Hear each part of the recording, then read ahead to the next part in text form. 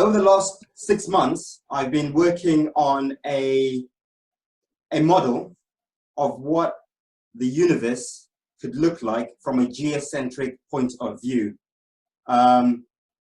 Obviously, we've got the mainstream point of view, which is obviously very wrong in many ways, and possibly right in other ways as well, which I'm going to try and prove today. But the ancients, quite obviously, knew a lot more than we know today about these truths. So I used a method that I learned off Santos, the method of syncretism, to try and connect the dots and come up with a cohesive, geocentric universe that makes sense, at least. Of course, we'll never know the truth, the whole truth, naturally, in this state of consciousness.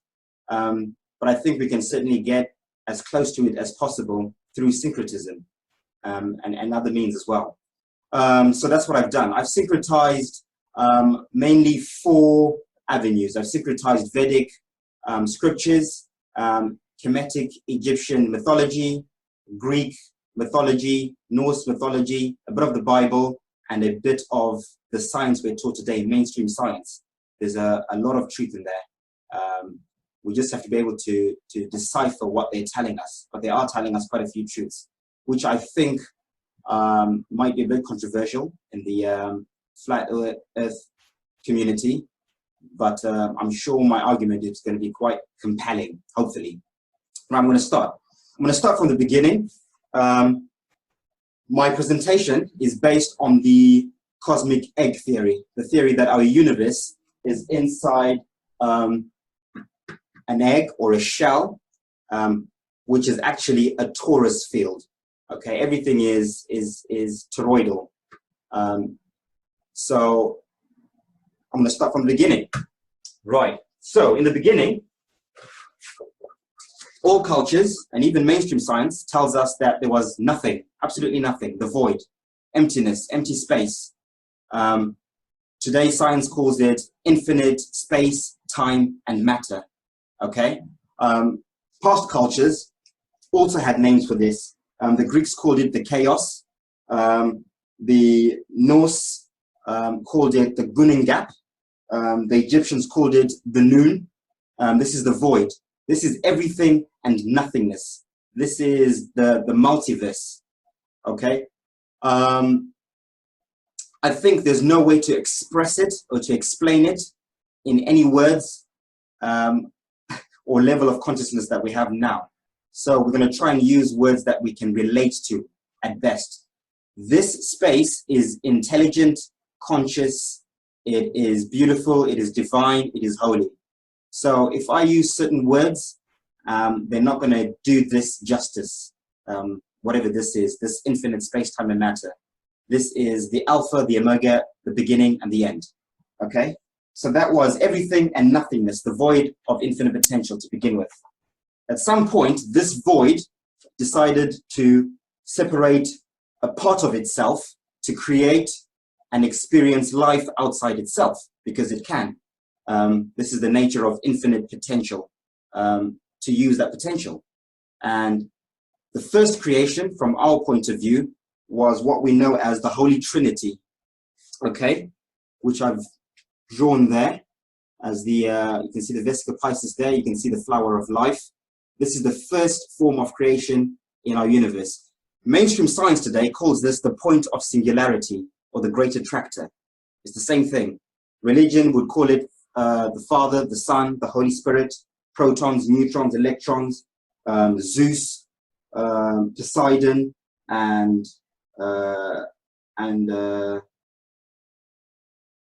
Zeus, Poseidon, and Hades. Many cultures called it different things. You'll find that the gods or the creators in all cultures always are in threes. They're always in threes. So 3 is the magic number of creation. Okay? So these are the building blocks of life. I prefer to call it electromagnetic pulses of sine wave or frequency, which is basically a star. This is the first star.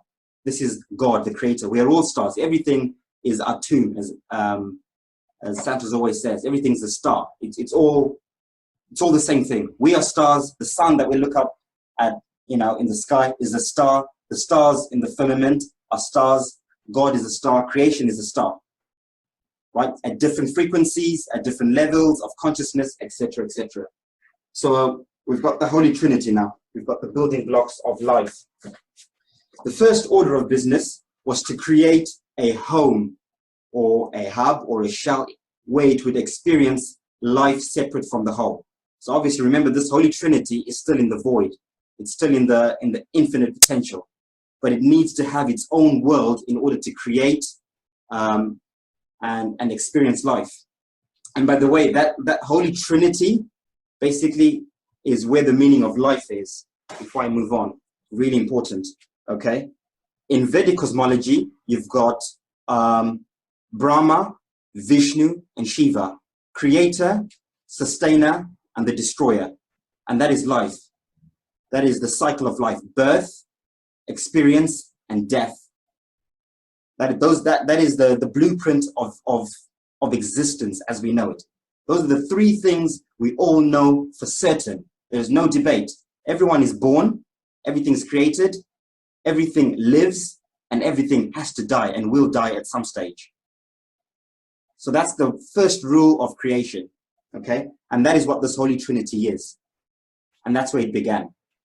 Brahma, Vishnu, and Shiva. Now, it is also worth mentioning that death is never permanent, okay? Death is never permanent. If we're all stars, like I've said, stars never die. Stars are energy. Energy goes and lives forever. So what we truly, truly are lives forever. However, the experiences that we have in their different forms have to die at some stage, which is what reincarnation is. So you are born in this body, in this life, in this age, at this time. You live and you experience whatever you're experiencing at that time, but that must die. That experience must die for you to experience something new, which is what reincarnation is, which is the point of life, because you have to learn from that, you grow from that, you move on. So that's the meaning of life.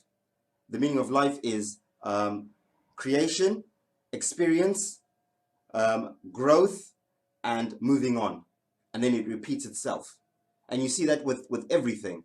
With a tree grows, it lives, it bears fruit or whatever, it dies, and then the next season it grows fruit again, and so forth and so forth and so forth. Energy never ever dies. So death, permanent death, does not exist and never will, because everything is energy, and energy is infinite. Like I've said, all this came from infinite space, time, and matter. Infinite, meaning forever. So there's no such thing as permanent death. Death is temporal, it's temporary. Okay, moving on.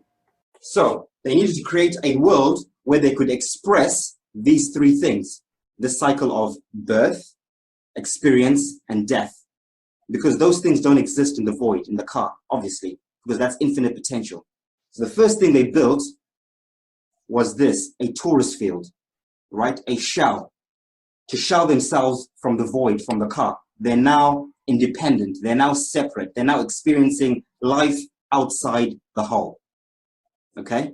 Now in that void, by the way, in the car, there are many, many other universes and many, many other expressions of experience that are different to us.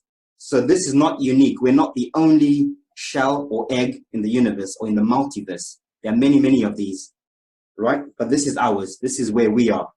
Okay? So they created this egg, as many cultures called it. The Vedics called it the Brahmanda. The Norse mythology, they called it Ymir, the god Ymir. It was expressed through the god Ymir. In Greek mythology, it's the Orphean egg. In Kemetic Egyptian mythology, they called it the Apep, the serpent Apep. And it's always depicted as a snake or a serpent, which is energy. If you see a snake in ancient mythology, it's always expressing energy. Okay? So this is the torus field, electromagnetic torus field that was built. And inside, you've now got primordial waters. It's empty. This is when the Big Bang happened. So when mainstream science says the Big Bang happened at the point of singularity, there's some truth in that. What they're not telling us is that that singularity and that process is a conscious, intelligent creation. It is not a random process. It's not something that happened randomly. It was intelligently designed. Again, that star is far more intelligent than we are. If we are a star, we are probably at 5% intelligence. This intelligence is at 100. Okay? Just to put it into context, that's obviously not accurate. But anyway, so now we've got a womb, right? This is the womb of creation. This is now the universe, our universe. Okay? Move on to slide number 4. The next bit was for these 3 entities to choose their domains, basically, in this universe. At the top, you've got Brahma, who's the creator. In the middle, you've got Vishnu, the sustainer, which is life. At the bottom, you've got Shiva, which is destruction, the destroyer. So now, the one is now divided into 3, okay? At the top, this is where that 33.333% comes in, the number 33. This is why it's so big in a lot of these cultures, number 33, because the universe is divided into 3 aspects. 33.33333 makes the whole, okay? So now we've got at the top, positive polarity, okay? The beginning, creation. In the middle, we've got life, sustenance, and experience. This is where the circle of life happens. And at the bottom, we've got the end, death, destruction, negative polarity, right? These 2 are gravity, okay? So when mainstream science says that gravity exists, it kind of does, but it's a transcendental gravity. It's not a physical gravity, it's transcendental, okay? You've got blue shift and red shift. If you've watched Santos' videos, he talks about that quite a lot, red shift and blue shift. This is where it begins. This is the original blue shift and red shift. Blue shift at the top, red shift at the bottom, okay? The next order of business was to create a cosmic highway, okay? Because at the moment, everything within this is closed off from the whole, from the multiverse, from all the other universes and all the other experiences outside this egg, okay? So a cosmic highway was created in the middle of this egg. To make it easier, if that's an egg, right? That is the cosmic highway going down through the center, okay? Connecting the outside multiverse, the void, the other universe with us inside here. We are now inside. Brahma, Vishnu, and Shiva are inside this universe, right? Creating, experiencing, and destroying whatever they feel like creating, sustaining, and destroying, right? Okay? So that is what this is. This is a cross section, okay? So now we've got a cosmic vortex. This is what science calls the axis. Yep, the cosmic axis, okay? Many cultures called it many things. In Greek mythology, it was personified as the Greek god Elus, the keeper of the winds. In Vedic mythology, it's known as the Merudanda, okay? In Kemetic Egypt, it's Horus. I think it was a falcon, also keeper of the winds or something to do with the winds. In Norse mythology, they talk about the Bifrost Bridge. Same thing. This is the spine. This is a black hole, if you like. Sometimes science says the black hole in the universe. This is the black hole. This is the father and keeper of winds, energy, flow of weather, currents, everything starts from here. Starts from this energy in the middle. This is the engine room, right? Powering everything inside this cosmic egg, right? So now we've got that. So the next bit was to now put form to the universe, okay? So now we've established, we've got at the top, we've got blue shift, blue fire, okay? At the bottom, we've got red fire, red shift. These are both polarity, magnetism, okay? Different forms of magnetism, different modalities of magnetism, okay? In the middle, we now have the ether, okay? We've got air. At the bottom, we've got the water. In the Bible, they say God separated the waters above from the waters below. So the waters above are the atmospheres. The waters below are the actual waters below. Okay, in the middle is where Earth comes in.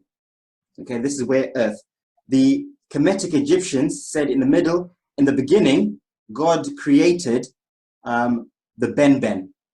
And Benben translates to mound or pyramid. Okay, so a mound or a pyramid was created. This is Gaia in Greek mythology. It's Geb, Mother Geb in Kemetic Egypt. Same thing, right? So this tells me that this must be a pyramid of some sort, the Earth originally, and probably still is today. Now you see those elements that we always talk about: earth, wind or air or ether, water, and fire, building blocks of life, right? These are the first physical building blocks of life in our universe, right? Earth, where we are, the air above us, atmosphere, the waters below us, and the fire would be the heavens and the hells, top and bottom, right? This is the Bhuloka in Vedic cosmology. Right, I'll try and,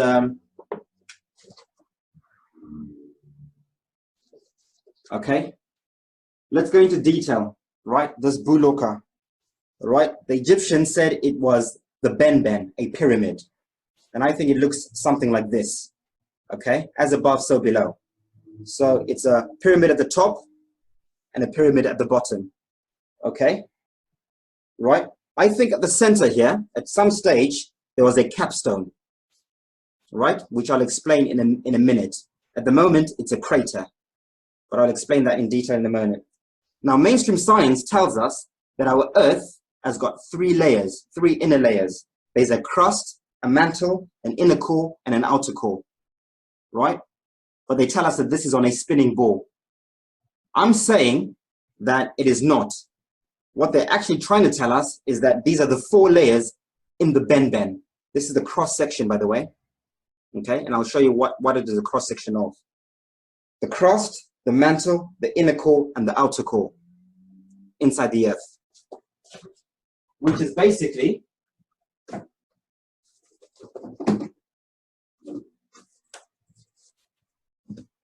this. This is the Benben. This is the Earth. But this is the top half. So if you imagine this at the top, there's also a bottom bit, an upside down pyramid. Okay? And that is sitting on the great deep, on the waters below. And above, you've got the waters above, which are the atmospheres. Right? So when they tell us that the Earth has got three layers, a crust, a mantle, an inner core, and an outer core, that is inner Earth, inside this Benben. The layer between the two pyramids. So there's some truth in that. Okay? So I found that really, really interesting when I came across that. Okay? The ancient cultures also talk about these, this Benben in quite a lot of detail. Okay?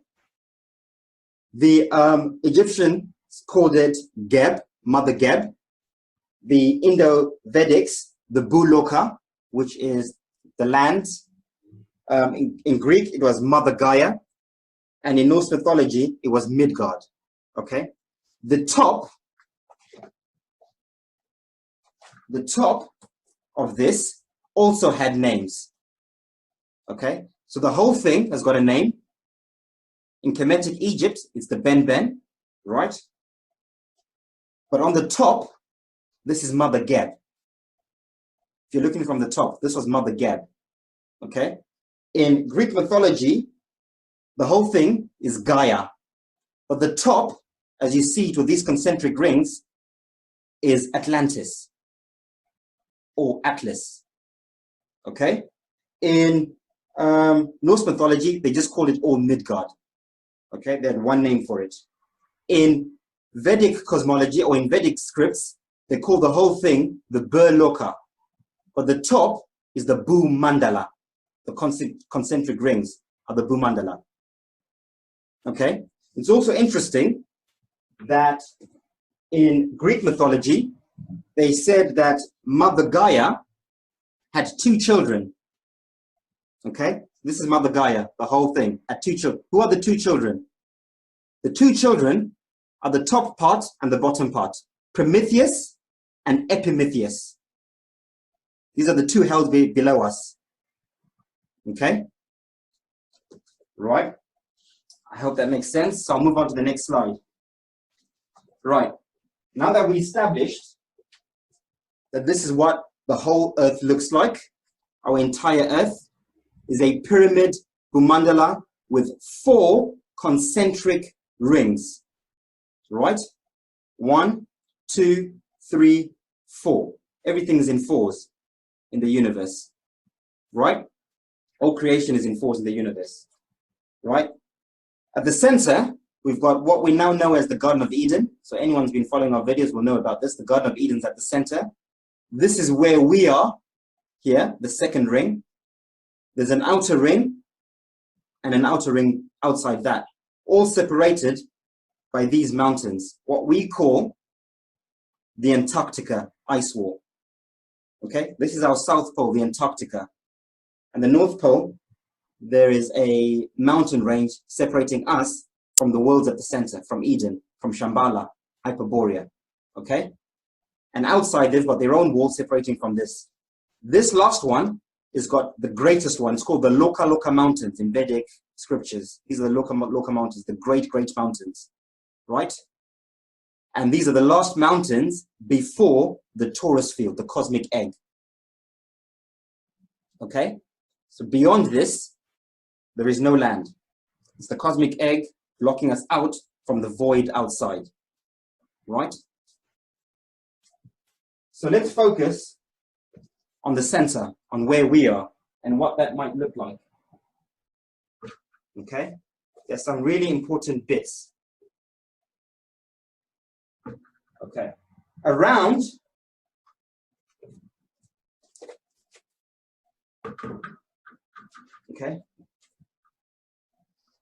each of these 4 worlds is also a torus field. So remember, this is in the torus field. Each of these worlds also has its own torus field cocooning it. So there's a torus field around this outer world.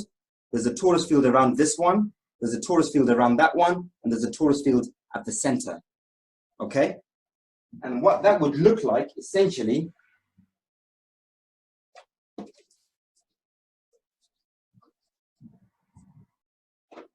is something like this. Okay? From our perspective, from where we are. Right? Almost like those Russian dolls. Right? So there's one at the center, a torus field like that.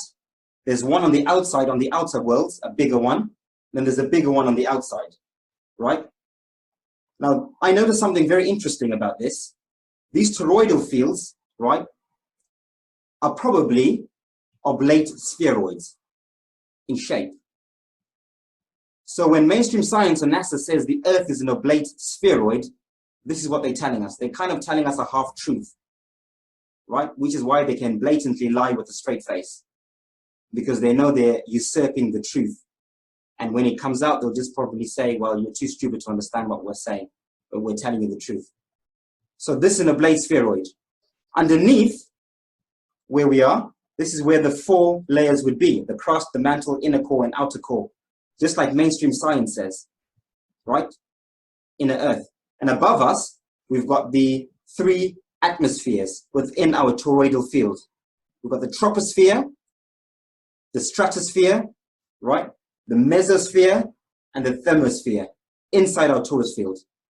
This top bit is what mainstream science calls the Van Allen belt. This is the Van Allen belt, this toroidal field. Right? They tell us there's a field of energy that they cannot go past called the Van Allen belt. This is it. By the way, they also tell us that there are 5 Van Allen belts in the universe. So that's the 4 of the worlds, the 5th one being the outermost one. They also tell us that our universe is covered with cosmic background microwave radiation, which is basically a torus field. So they're telling us that the whole universe is inside a torus field. Cosmic background radiation, electromagnetism. So again, they're telling us the truths, but in a twisted way so that we don't figure out exactly what it is. Okay, so that is what it would look like from our perspective. Right, I also hypothesize that these toroidal fields have got different motions that they're moving at.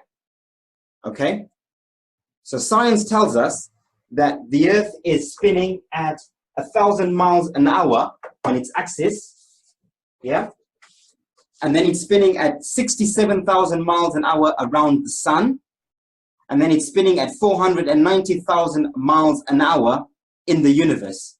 Again, there is some truth in that. So it's not a complete lie. So the terra firma we're standing on is obviously not spinning, but the toroidal fields around us are spinning, okay? So I've depicted it here on this cross section, okay? So here, we've got the pyramid Bhumandala, we've got the toroidal fields going around each of the lands, over and underneath, right? 1 at the center, 2 where we are, 3 on the outside worlds, and the 4th one on the furthest out worlds, okay? Our toroidal field is probably moving at 1,000 miles an hour, that vortex. And this toroidal field, which is being powered, well, all of them are being powered by that cosmic vortex that we talked about in the beginning. This is the engine room that's powering the energy of all these toroidal fields, right? Because that runs straight through the middle, okay? So that's moving at 1,000 miles an hour on its axis, which is that axis, just like mainstream science tells us. The next toroidal field is moving at 67,000 miles an hour around our sun, which I'll explain why in a minute. And the outer one is moving in our universe at 490,000 miles an hour, the last one.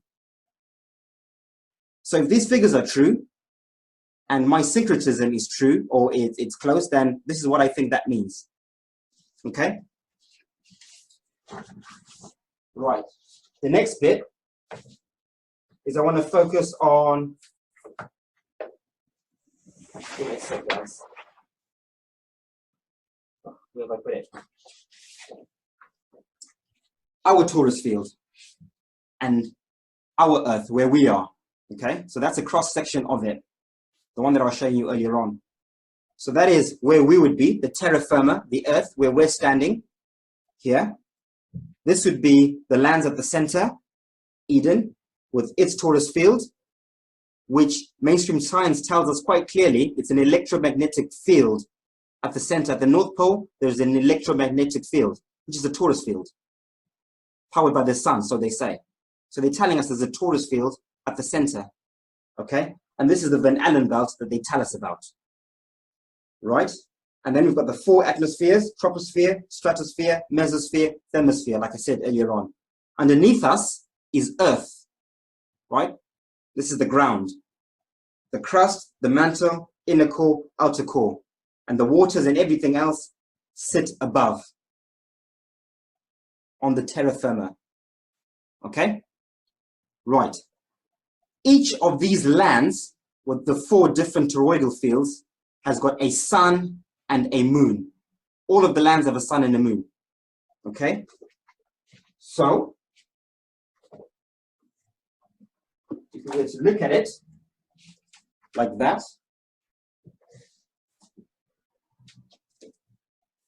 right? If that was the top of our toroidal field, from the top, this is where we live, okay? Our torus field, our sun and moon, is the sun and moon that we see every day, that revolves around our torus field.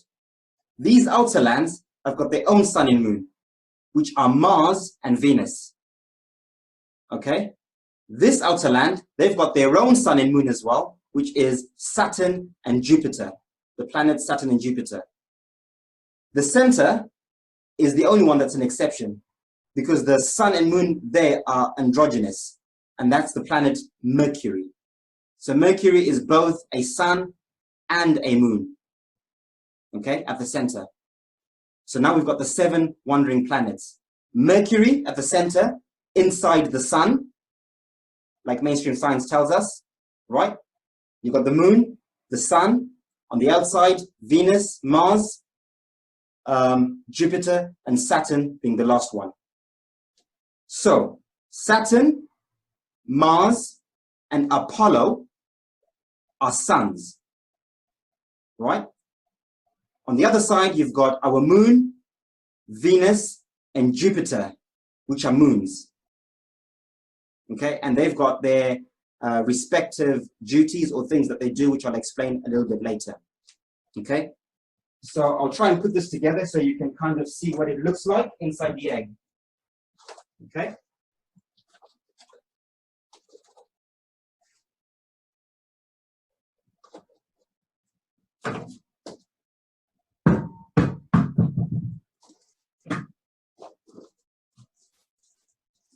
So now we have the universe, okay? I don't know if you can see it properly. Hopefully you can. Let's put it down a little bit so you can see that. And here it is, okay? That's the top of the Bhumandala. And this is the top half of all the torus fields. Of course, they run through the bottom as well, with the different suns and moons revolving around these torus fields in each of the lands. So, when NASA says they're going to Mars, and they plan to go to Mars, they are telling the truth. Mars are these outside lands, the outer lands, where Mars is the sun. Right? That is where Mars is. So they are planning to go to these outside worlds at some point. They're saying at the moment they can't get past the Van Allen belt, but at some stage they will be able to. And again, I'll explain why. Okay? So this is where Mars is. So outer space does exist. So all flat earthers out there saying that outer space doesn't exist, it does. But it's just been usurped. It's not physically going to Mars itself, the sun, Mars, the luminary. That's ridiculous. It's going to these lands where Mars is the sun. That's what they're trying to tell us. Okay? So I'm going to try and stay on track here. Sometimes I get a bit. So that's what the cross section would look like. Okay? You would have the Bhumandala over there, different toroidal fields, Mercury, androgynous at the center, Sun and Moon in ours, Mars and Venus in the outer one, Saturn and Jupiter on the outside, moons and the suns, Sun and Moon at the center. Okay? I think that the suns, Saturn, Mars, and our sun, they revolve. Show you. Okay? They spiral around these torus fields. Okay? Upwards and spiral outwards and down. That's what the sun does. I think the moon follows a linear orbit. I don't think it spirals. I think it just follows one orbit. Or if it does spiral, it's a much slower, slower orbit up and down. And I'll explain why again a bit later. But I think for sure the sun and moon, this is what creates our times, our seasons. When the sun is up here at the center, this is when the northern hemisphere have their summers, because the sun is directly above them, above the North Star, above Polaris at the center. When it's out here spiraling at the edges, this is when the people of the southern hemisphere have their summers.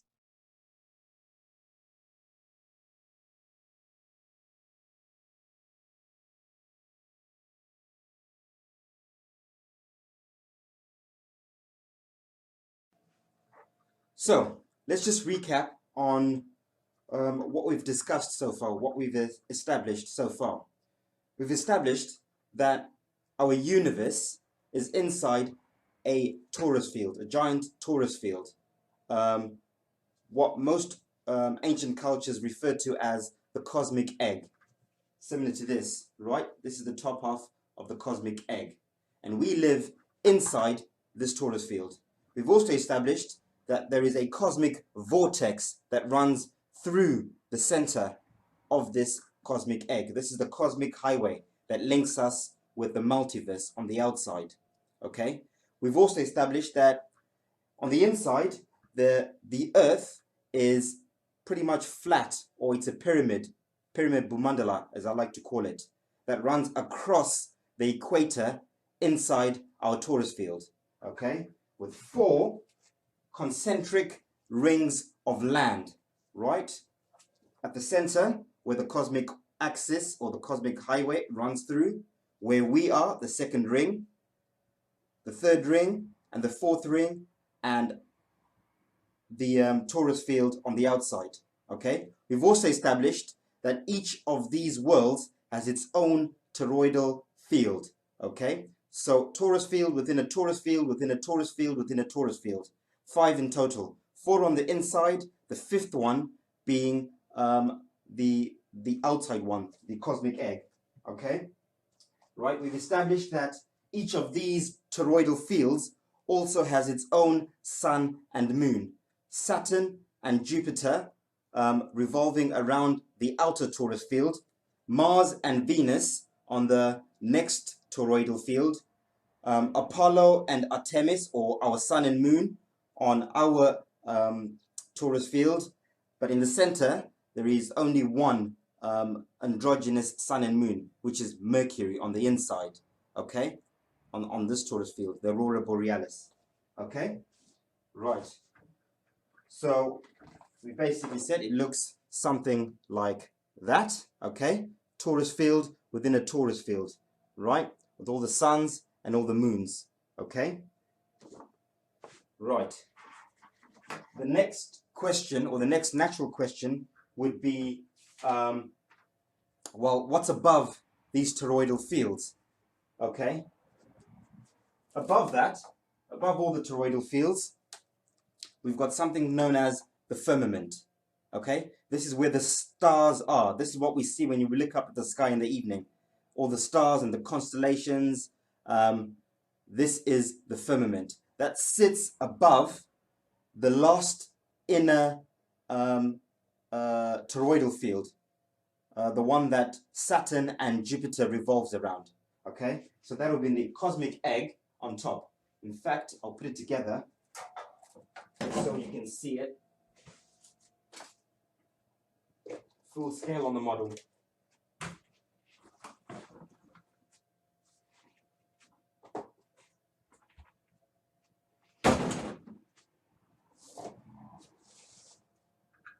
Okay, please bear with me.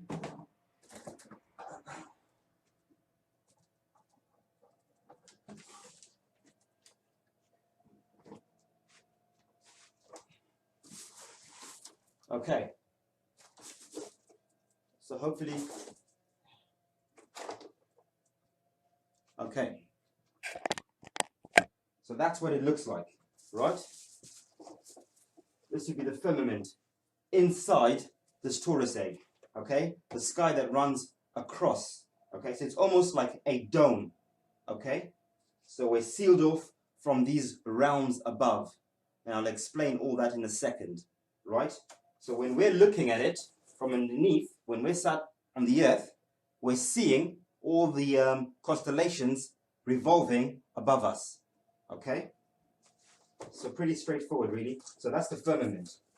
Okay, so this firmament on its axis, right, is revolving, okay, there's motion, everything is moving above us, but the terra firma we're standing on is obviously not moving, okay?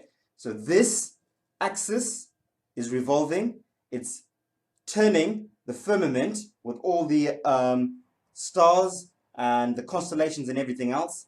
In turn, it's also affecting the motions of these toroidal fields that are spinning around us, like we discussed earlier on. Those toroidal fields are also carrying the suns and moons around, which is causing our days and nights and seasons and times, okay? And that in turn, that motion is also creating our weather, our winds, our currents, flows, airstreams, everything else. So it's one big system working together. It's a network starting from the cosmic vortex, okay? So I hope that is clear enough, okay? So what that would look like is something like this, okay? Now, interestingly enough, okay, we talked about the planets. I suppose many people will be asking, what about Uranus and Neptune? and Pluto, okay? So I think Uranus and Neptune are the two realms above, okay? So Uranus is the firmament above us. Why am I saying this? Well, Mother Gaia, we all know, is Earth in Greek mythology, okay? Gaia was married to Uranus, right? The planet Uranus, as they tell us, Uranus was named after Gaia's husband, Uranus. Uranus married to Uranus. These two are married, okay? They go hand in hand. Same thing with Kemetic Egyptian mythology, okay? You've got Mother Geb. She was married to the Egyptian god Nut. And Nut is always depicted as the sky, okay? So Uranus, Nut, Uranus, same thing, okay? They also tell us that Uranus and Neptune are kind of planets, but they're exoplanets. They don't go in the same category as these 7 wandering stars, okay? They put in a different category, and that's the reason why, okay?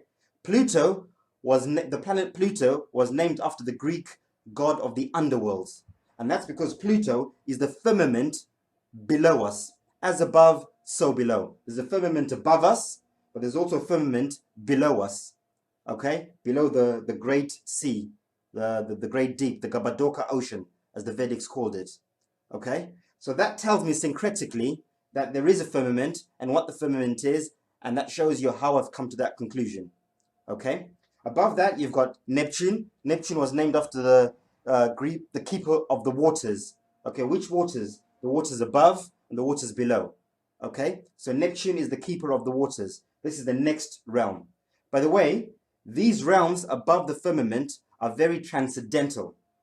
We cannot go to these planets naturally. We all know that, okay? These are luminaries. These are suns and moons. We can't go to the sun or the moons, okay? Outer space does exist, like I said. It's beyond these Van Allen belts and these lands beyond. This would be outer space, okay? Definitely, we cannot go up here. This place is very, very transcendental. It's spiritual. You can only go there as a soul or a spirit or a star. All the same thing, okay? This is the only time you can go up there, and I'll explain all that in a minute, okay? So mainstream science tells us that there is Uranus, Neptune, and I'll explain how the heavens work. So there are 4 heavens and there are 4 hells. In fact, the Vedics say there are 7 heavenly realms and 7 hellish realms. Again, we'll go through that in a second. So mainstream science tells us that there's the Milky Way galaxy, Andromeda galaxy, and the Omega galaxy, and then the point of singularity, okay? This is where Polaris is. Polaris is right at the top, okay? Right in the center of the axis, the cosmic axis, right? Everything is spinning around Polaris, just like we witness with our eyes. When you look up at the North Star, Polaris, you see all the stars are revolving, yeah, around Polaris, okay? Polaris is Brahma, the creator.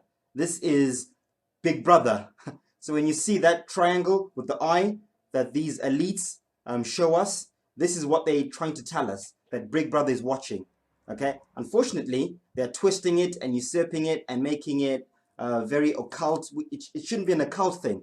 This is something everyone should know, okay? This is Big Brother. This is our father. This is Brahma looking out for us, basically, okay? So, right. Let's see what mainstream science says before we move on about the universe. So mainstream science tells us that we've got the 7 planets, right? We've got Uranus. In fact, they're saying the beginning was the Big Bang, the point of singularity, okay? This is where the Sirius star system is, so they tell us. But they make it very, they try and make it like it's a physical thing. But these places are very much transcendental. They're not physical places. These are spiritual, very higher divine. They, you know, we shouldn't try and debase it and make it sound very, very simplistic, because it's not. It's extreme. It's way beyond our comprehension. But I'm just going to try and relay it the way we're taught in schools, okay? The Big Bang, point of singularity. This is where everything begins. The next galaxy is Omega Centauri, okay? Below that is the Andromeda Galaxy. Below that is the Milky Way or Uranus, the firmament. And then we've got all our wandering stars below that. That's what mainstream science says, okay? And Pluto at the bottom. Pluto is always an exoplanet. They debate about whether Pluto is a planet or it's not. Do we count it, don't we? And this is why. Because Pluto is the firmament below us, okay? Right. Let's have a look at what the Vedics say about our cosmology. So the Vedics go into a lot more detail, right? The Vedics say there are 7 heavenly realms and there are 7 hellish realms, okay? The top realm is called Brahma Loka or Satya Loka. Like we said, point of singularity, where everything began. The North Star, God, this is the Holy Trinity. This is where they all began. This is where everything started, like I keep saying. The next realm down, they called the Tapaloka, okay? Right? The next realm down is the Yana Loka, and then the Mahaloka, right? Or the Sphaloka. Spha as in stars, okay? This is now the firmament that we're showing with all the stars and the constellations, what we see when we look up, okay? They call this axis mundi, or where this point meets, the Dhruva, okay? This is where this is where we see the skies meeting with the cosmic axis, or the pole star, the Dhruva, okay? This is the Merudanda that runs through the cosmic axis, okay? And then they name all the different stars. They call Saturn Sanaisuru. They call Jupiter Brahaspati, Mars Mangal, Venus Sikuru, our sun Surya, our moon Chandra, and Mercury at the center, Buddha. Buddha, why Buddha? Buddha the messenger, okay? Buddha was the messenger of God. I'm going to explain why that is important and why Buddha is the messenger at the center. That's very important. They then tell us that there is a Bhuloka, okay? Bhu world, the world of earth, Bhu. And this is the Bhu Mandala, okay? The earthly plane, right? With the 4 concentric, they tell us they're concentric rings of land on the Bhu Mandala, okay? And they name all these different lands, which I won't go into right now, but we'll do that for another video, okay? So these are now the 7 heavenly realms, the Varthis, they call them, okay? By the way, they split this egg into 3 as well, right? The Swag Lokas, the heavens, the Bhu Lokas, the middle realm, and the Bata Lokas, the hellish realms, okay? So now we've got 7 on top. What are the 7 below? The 7 below are the first part of inner earth. So remember we said there are 2 parts of inner earth. Gaia, Mother Earth, had 2 children, Prometheus and Epimetheus, okay? So Atala Loka is the first part of inner earth. I think this is where all the tunnels are. I'll explain that in a second anyway. The next realm would be the Vitala Loka, okay? That's the next hellish realm. Below that, you've got the Sutala Loka, which is the great deep in the Gabadoka Ocean, the great ocean, the turtle. We always see it depicted in many ancient depictions of the earth, the flat earth, sitting on a turtle. This is the turtle. This is what that means. The turtle is the great ocean below us that the earth is sitting on. It's not an actual turtle like people say. It's the great ocean. Below that, we've got the 4 hellish realms. The Talatala Loka, the Mahatala Loka, the Rasatala Loka, and the Patala Loka. And then you've got Shiva in hell, so to speak. Okay? So that's the 7 hellish realms. 7 heavenly realms, 7 hellish realms. So the Vedic scriptures go into a lot of detail. They even go into figures, how big this Bhumandala is. They say it's 8 billion miles across, 8 billion kilometers across. Okay? They give so much detail for those who want to read into that and study that. Let's look at what the Norse said about the universe. Okay? So the Norse also divided it into 3. They've got Valhalla or Asgard, which are the heavenly realms. Okay? They've got Midgard, Middle Garden. This is where we are. Okay? And then they've got Helem, which is the hellish realms below us. Okay? So they've got Valhalla, where Odin is, sorry, abode of Odin. Okay, you've got Gimle, the three realms, Gimle, Valhalla, and Himmelborg. These are the three heavens that they talk about. These three up here. The fourth one being the abode of Odin. Okay, and then you've got the Alfheim realm. Okay, Alfheim, I think they called it the realm of the little elves. Little elves referring to the stars, because that's what they saw. When they saw the lights in the sky, they called them the little elves. This is Alfheim. Okay, they're named, and of course you've got the Bifrost Bridge. Okay, as in the cosmic highway, Bifrost Bridge, self-explanatory, right? They named all the planets. They named Saturn, Woden, Jupiter, Frigg. These were named after gods. Mars, Tyre, Venus, Freya, the sun, Suna, our moon, Mani. Okay, and then they named Mercury, Hermod, was also a god of a messenger of some sort. Again, that is very important. That messenger is very important. Of course, these all had their roles.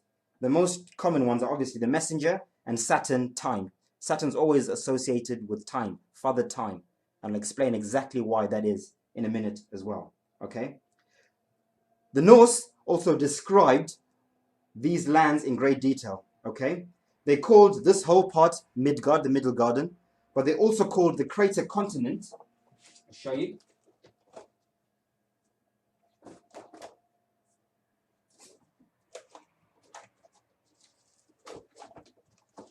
They also call the crater continent at the center Midgard, the Middle Garden, right in the center.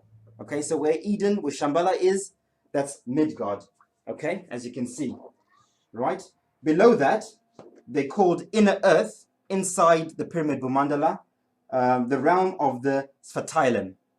Okay, Svartalem meaning realm of stone spirits or dark spirits.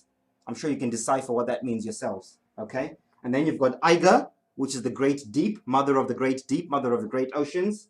And then you've got the realm of Loki, the bad guy, right? Loki at the bottom, Helen, right? So these Nordics, the Norse, they describe these lands in very great detail. Midgard at the center, the Middle Garden, naturally, okay? This is Vanaheim, the land of the Vanir. Vanir referring to children of God, okay? The gods in Asgard at the top were called the Aesir gods, the gods of the gods. The gods where we are, the Vanir, were children of the Aesir gods. So they considered the beings that live here to be children of the Aesir gods, of the gods of the gods. Vanaheim. It's interesting because where I come from, in Africa, in Zimbabwe, the Shona word for children is Vana. So I was trying to decipher what Vanaheim was. I couldn't figure it out. Okay, so I used etymology, again, something that I've learned from Santos and syncretism. And I connected the dots. Well, Vanir, Vana, children. Vanir were children of the gods. Vanaheim, land of the children of gods. Vanaheim. And that's how I came to that conclusion. They then tell us there's a place called the Nephilim, okay? The realm of frost and ice, okay? This is the Nephilim, the ice wall. This is what they call the Nephilim, okay? And beyond that is where the Jutoinim live. Beyond the Nephilim is the land of the Jutoinim, the frost and ice giants, so they call them. So we see in a lot of mythology, they talk about the Nephilim, fallen angels, right? In the Bible, it talks about the Nephilim, fallen angels, right? Well, you can connect the dots yourself, you know, how that's all linking with the Bible. Norse mythology and the Bible, connecting right there. Beyond that, they say there is the Muspelheim, okay? Muspelheim, the land of the fire giants, or the fire demons, whatever that means, okay? So you've got Midgard, Vanaheim, the Nephilim, ice wall, Jutoinim, beyond the Nephilim, and Muspelheim, okay? Underneath that is where you've got Svartalem, like I said earlier on, the realm of the stone giants, okay? Or the dark giants. Oh, not stone giants, the stone dwarfs, or dark spirits, inner earth, okay? This is where maybe you get a lot of conspiracy theorists or alternative researchers who talk about the reptilians. Perhaps this is where they come from, these reptilians that we're always talking about, from inner earth, inside the Bhumandala, or possibly from the great deep, who knows, right? Doesn't really matter at this point. Okay. I could do the same thing with Norse, or with the Greek. I syncretized the Greek as well. The Greek, you know, Uranos, like I said, Uranus. Uranus was married to Gaia, right? You've got Zeus at the top. You've got Hera, who was Zeus's wife, so that's the next round. You've got Poseidon. You've got Polos, which is the North Star, and Zeus. They named the planets. They named this the ether, by the way. They actually named it the ether, right? They named the planets. Saturn was Kronos. Jupiter was named after Zeus, so Jupiter is Zeus as well. Mars is Aries. Venus is Aphrodite. Our sun was Apollo. Our moon was Artemis. And then you've got Hermes, the messenger, again at the center. Kronos for the time, Hermes the messenger. Okay, Kronos is first, time. Hermes is the last one, the messenger. All of these also had their own different roles and their own different things, okay? Then you've got Mother Gaia with the two children, Prometheus and Epimetheus, okay? And then at the top, you've got Atlantis. This top bit is Atlantis, the concentric rings of Atlantis. The center, as you notice, is a crater continent now, okay? This is the sunken continent of Atlantis. This is where that myth comes of the sunken continent. Remember earlier on I said, I think there was a capstone, okay? I think this land was not always a crater, but something happened for it to become a crater. It was actually above, so it was a proper pyramid. Interestingly enough, if you look at the pyramids in Egypt, yeah, the Great Pyramid in Egypt, it's missing the capstone at the top. I think that's symbolical. The ancients were trying to tell us something, okay? So if you go to Egypt and you look at the biggest pyramid, I forgot what it's called, the capstone is missing. On our pyramid, on the earth, the capstone is also missing. Okay? Interesting. It's now a crater. So they were telling us something there, right? Back to this, okay? And then you've got Pontus, below Mother Gaia. You've got Pontus, who was the keeper of the seas. And then you've got Hades, right? In Tartarus. They call Tartarus hell, and Hades resides in Tartarus. Okay? So that's Greek mythology, right? And then the chaos on the outside. You could do the same thing with the Egyptians, okay? Right? The Egyptians, you've got Amun at the top, right? Amen, Amun, God at the top, the creator, right? You've got Neith, his wife. You've got Hathor. You've got Nut, who's married to Gaia, okay? The husband of Mother Geb, not Gaia, Mother Geb. So Geb and Nut are husband and wife. The firmament above us and the earth below us, okay? They also named all the stars, all the wandering stars, okay? Saturn, now this is quite controversial. This is just my own secret. This is not confirmed. This was just me coming up, trying to decipher it myself. It could be wrong. If someone can correct me, that'd be great. But I think Osiris is Saturn. That's Osiris, okay? Isis is Jupiter, okay? Deshur, for sure I know, is Mars. Sekhmet, again for sure I know, is Venus. Ra, for sure I know, is our sun, Ra. I think everyone knows that. And Khonsu is the moon, okay? And then you've got Thoth, for sure I know, again, messenger, okay? And then you've got Horus, the god Horus, keeper of the winds. Which winds? These winds.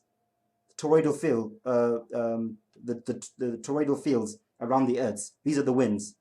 So when they say this is the keeper of the winds, these are the winds that it's keeping, okay? By the way, you read in the Bible and in other scriptures, they talk about the four corners of the earth. These are the four corners of the earth, okay? The four rounds are the four corners. The four winds, they talk about the four winds in the Bible. Which are the four winds? The four Taurus fields. These are the four winds talked about in the Bible, okay? And then below that, the Egyptians, the Kemetic Egyptians, they called the great deep Mother Sobek. Sobek, the keeper of the waters, okay? And then you've got Atum, the tomb, right? At the bottom, okay? And that is Kemetic Greek universe inside the cosmic egg. Okay? Right. So, let's move on to the next bit. Okay, we've established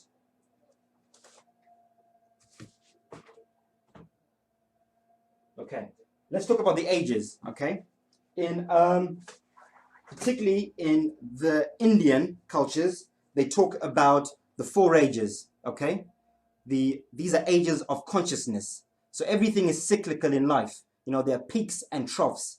There are times when consciousness is up, and there are times when consciousness is down.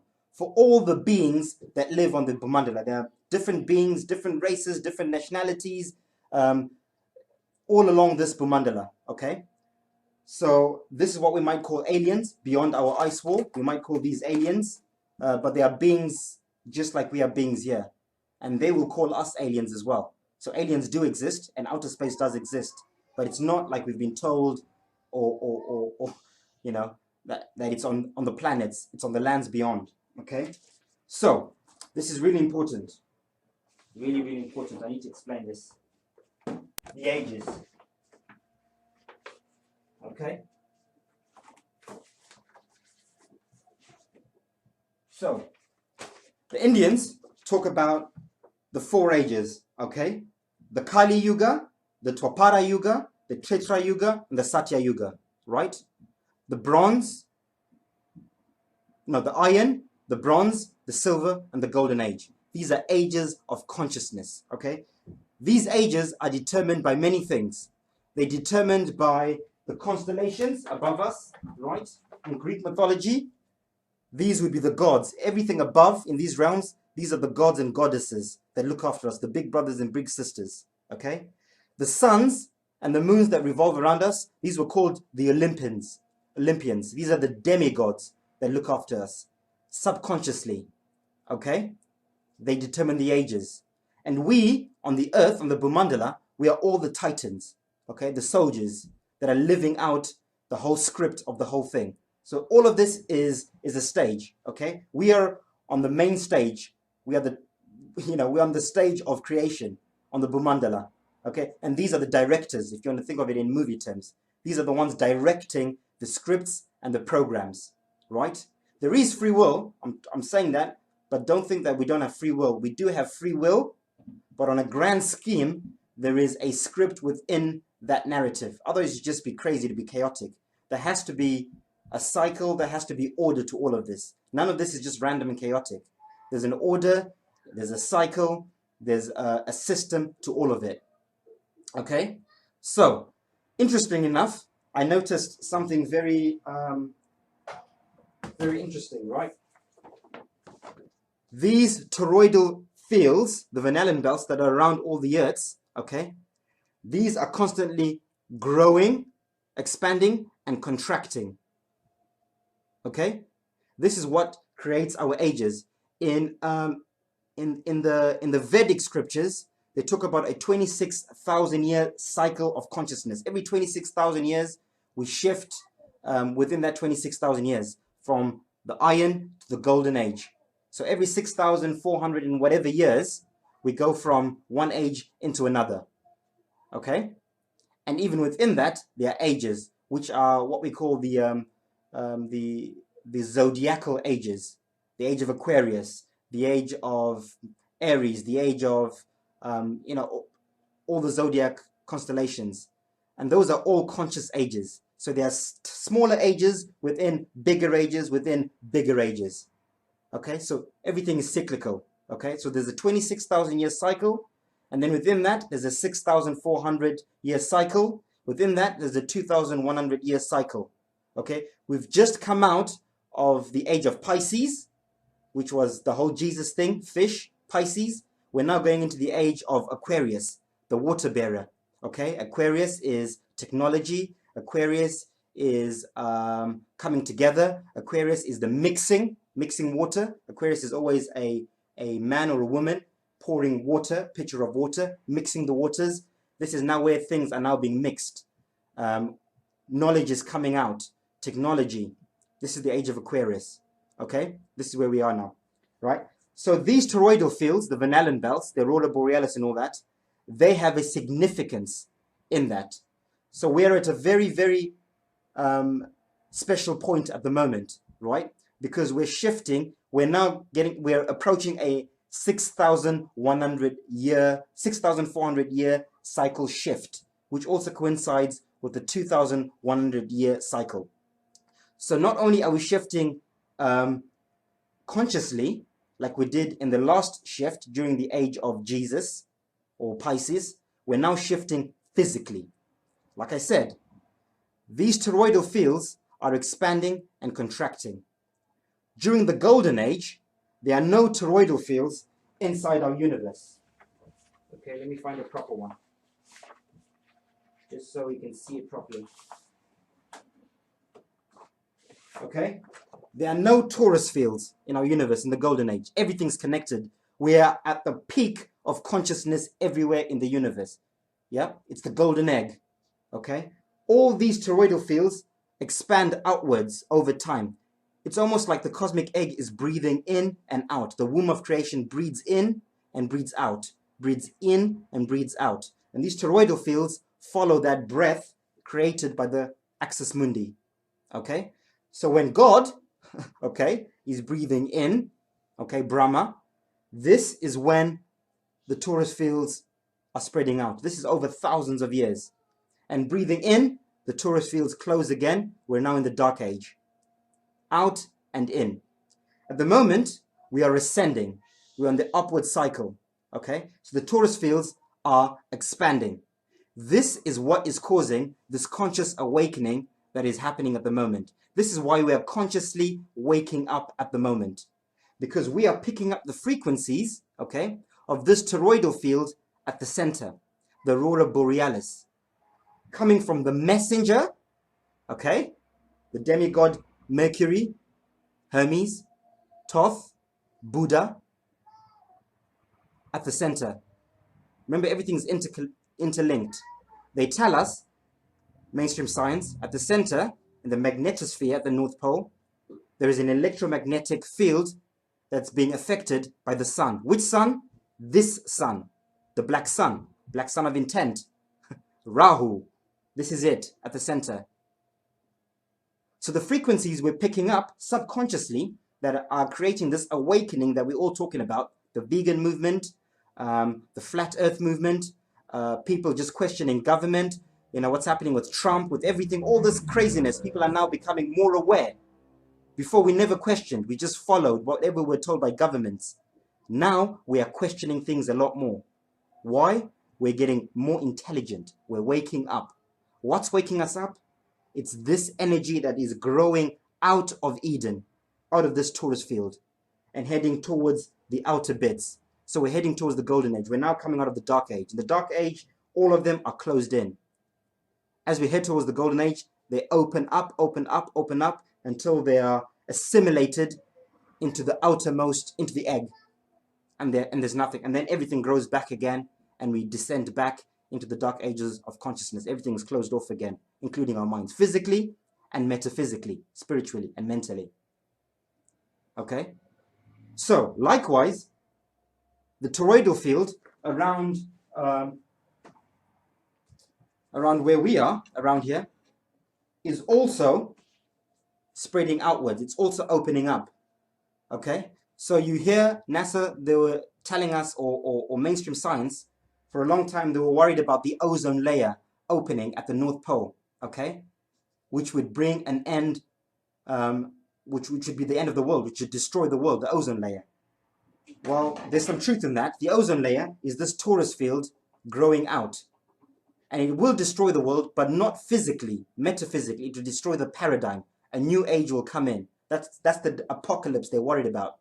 Their paradigm, these elites that run the world, they're worried that their age of ruling over the masses will end. And it is ending because people are waking up. We're questioning now, right? We're not just following. We're now researching and thinking for ourselves, okay? Because the ozone layer is opening up, okay? This torus field is growing at the center. And we are picking up the frequencies. Well, most of us, some of us. Not everyone will. This happens really slowly. Okay, there's a process to it. It can't happen in an instant. It has to happen slowly and gradually. Some will pick this up a lot quicker than others. Some are waking up quicker than others. Some need time. Some won't wake up. Some will die asleep, and that's fine, and they'll reincarnate. They might wake up in the next reincarnation. Okay, and likewise. So this outer field is also expanding. Okay, the Van Allen belt. They're telling us that very soon they'll be able to leave the Van Allen belt. They're very excited about going to Mars. They were saying that we can't leave the Van Allen belt, but soon humans will be able to leave the Van Allen belt. Okay, and that's because the frequency is changing, A, and B, the Van Allen belt is growing outwards as well. Okay, so there'll be holes in this ozone layer as well, right? So this is a very special time for everyone on this Bhumandala. I think the people out here, or the beings out here, they're also having their own conscious shift of some sort, right?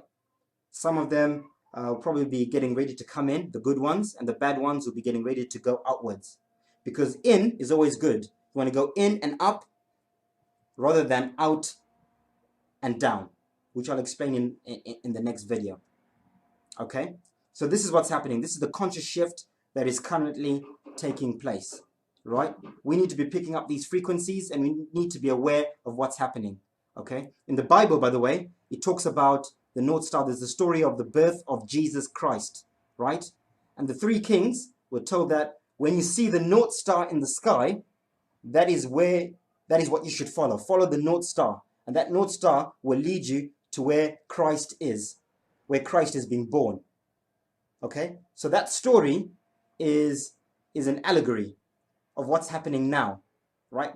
Our ancestors, or we, were trying to tell our future selves something, because we've all reincarnated thousands of times. So our ancestors are us, okay? The North Star, in this case, is the messenger of God, Buddha, Hermes. Okay, when you see the North Star in the sky, follow Christ consciousness at the center.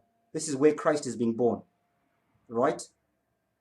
So eventually this whole thing will be golden age, but it starts from the center, okay? It's spreading from the center outwards. So those who are not in this frequency, are not in this journey, they will run away from this frequency, okay? They want to go as far away from it. These elites, they want to go to Mars. They're running away from this divine frequency because they are not, it's not their soul path, it's not their journey. And I'll talk about that in the next video, okay? Those of us who are ascending, who are on the way up on the cycle, we are picking up these frequencies and we are being drawn to there. Some are not being drawn anywhere. They're not feeling any of this. They are meant to carry on playing the game on this stage here. They've not learnt enough. They're not ready to move on either way, in or out, right?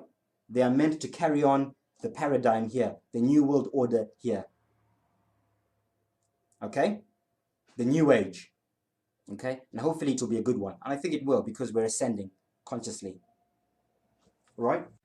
Right. Next, I want to talk about reincarnation and the cycle of life.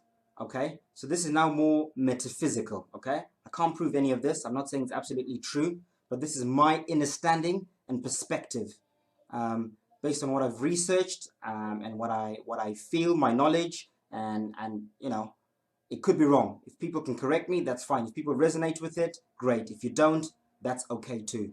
Okay? So remember earlier on I said that we're all stars. Everything is a star, and we are all reflections of God. Every single one of us. Everything that is conscious is a fragment of the whole. The whole being Brahma at the top, okay? God. So we are drops in the ocean of consciousness, okay? So in the beginning was the Holy Trinity at the top, okay?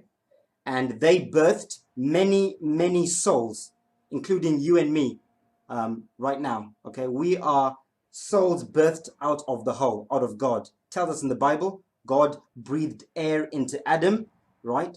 So that air is consciousness, okay? That is what consciousness is. The Holy Spirit. That is what we are. We are Holy Spirits. Everything is a star. All is a tune. All is a moon, as Santos always says. So, this is where we were. Remember, we're talking about the different realms, the 14 different realms that the Vedics talk about, okay? And this is where the cycle of life happens. And this is how the cycle of life happens. So first, you're one with the whole. You're there born or created. as a soul, individual soul, you then become a fallen angel. So you experience independentness for the first time in this top realm, which is, let me get this correct, okay? Which is the Tapaloka in Vedic cosmology. This is where you've experienced your first life as a single soul, as an individual soul, right? You then go into the Yanaloka, right? You become a fallen angel again, right? You then go into the Mahaloka, you're a fallen angel again. And all this time, you're falling in consciousness as well, okay? So the further you are from source, the further down your consciousness is falling, okay? Right? And up here, you're still in the heavens. You're still an angel, but you're becoming a fallen angel, like it says in the Bible, okay? Once you leave the Mahaloka, the stars, once you leave the skies, you're no longer an angel now. You're now in time. This is where time comes in. Chronos, Saturn, Father Time, Sine Suru, Father Time. This is the first place you incarnate into. You incarnate into the planet Saturn. You then become a demigod, right? As the Greeks put it, right? You're now influencing, yeah? You're now a director, you know, of the Titans. We are the Titans on Earth, okay? So you do your time in there.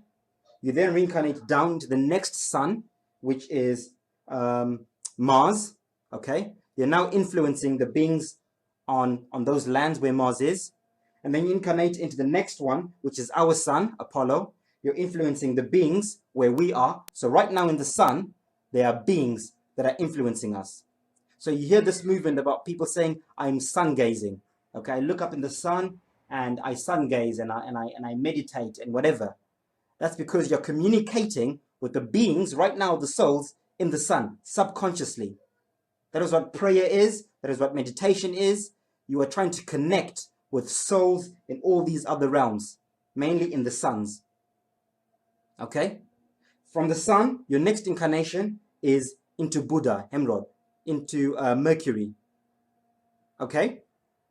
You're now a messenger. Okay? You're getting ready to deliver the message from the demigods to the Titans. Okay? At this point, you're now maybe at 65% consciousness. Okay? You're now ready to descend into the physical. Right? And once you're in the physical, this is when you forget now. This is where we will now have the amnesia, because now you're on the stage of creation. You're now truly an actor, acting out the directives and the ages and everything else. You're now experiencing your own simulation, as well as the collective one of wherever you are. So your first incarnation is into Shambhala, Eden. This is where you first become a fallen angel. You do your time in there, right? And after a while, you either reincarnate or sometimes physically, depending on the ages, but mostly you reincarnate into where we are, okay? And you now become a human being like we are now, okay? So these elites that are ruling us, these are fallen angels, and I think some of them are also beings from the underworld that are influencing us at the moment in the dark age, for now. So these fallen angels, some of these elites that are ruling us, okay, this is why they've been a lot more intelligent than most of us for a while, okay, because they're fallen angels. They're coming from the center going outwards, okay, right? And we are going the other way, but the scales are balancing, right? We're getting to a stage where we're going to be balancing the scales very soon. Well, we are already. We're catching up. They are falling in consciousness. We are rising in consciousness, the rest of us, most of us, the good ones. Okay, so once you've done your time here, you reincarnate many times through the moon. Okay, the moons are processing centers or reincarnation realms where when your soul dies, you go into the moons, you assess yourself. No one judges you. You're not judged by anyone. You assess yourself and you come back and you work out your karma or whatever you need to work out. Because remember, the meaning of life is birth, experience, growth, and move on. So if you haven't learnt enough and you haven't grown enough, you must come back down and play again. Work out your karma and learn as much as you can before you can move on to the next stage. Okay? These beings, because they're fallen angels, okay, they automatically will be drawn to the worlds outside. Okay, because they're going outwards and downwards. This is why these elites, right, the governments, they're obsessed with going to Mars, the outer lands. They're going outwards. Okay, they're on their way out and down, right? Right, these worlds are not necessarily hellish, as in hell. I don't think so. But I think they're disconnected from nature and from source. There's a difference between intelligence and intellect. So there might be a lot of intellect out here, technology, you know, cities with amazing technology out here, but not so much knowledge, gnosis, okay? They're disconnected from nature and from things of transcendental things, spiritual things. Everything out here is very artificial, which is what you're seeing at the moment. They're preparing us. Everything is becoming very artificial. Robots, food, money, everything is becoming more and more artificial. Okay, there's this big AI movement happening at the moment. So the beings on the way down are attracted to these things, these artificial things. Okay, I'm not saying it's evil. I'm just saying that is your soul path or their soul paths. And then after that, your next stage will be the outer lands. Okay, Muspelem, the fire giants, whatever that means according to the Norse.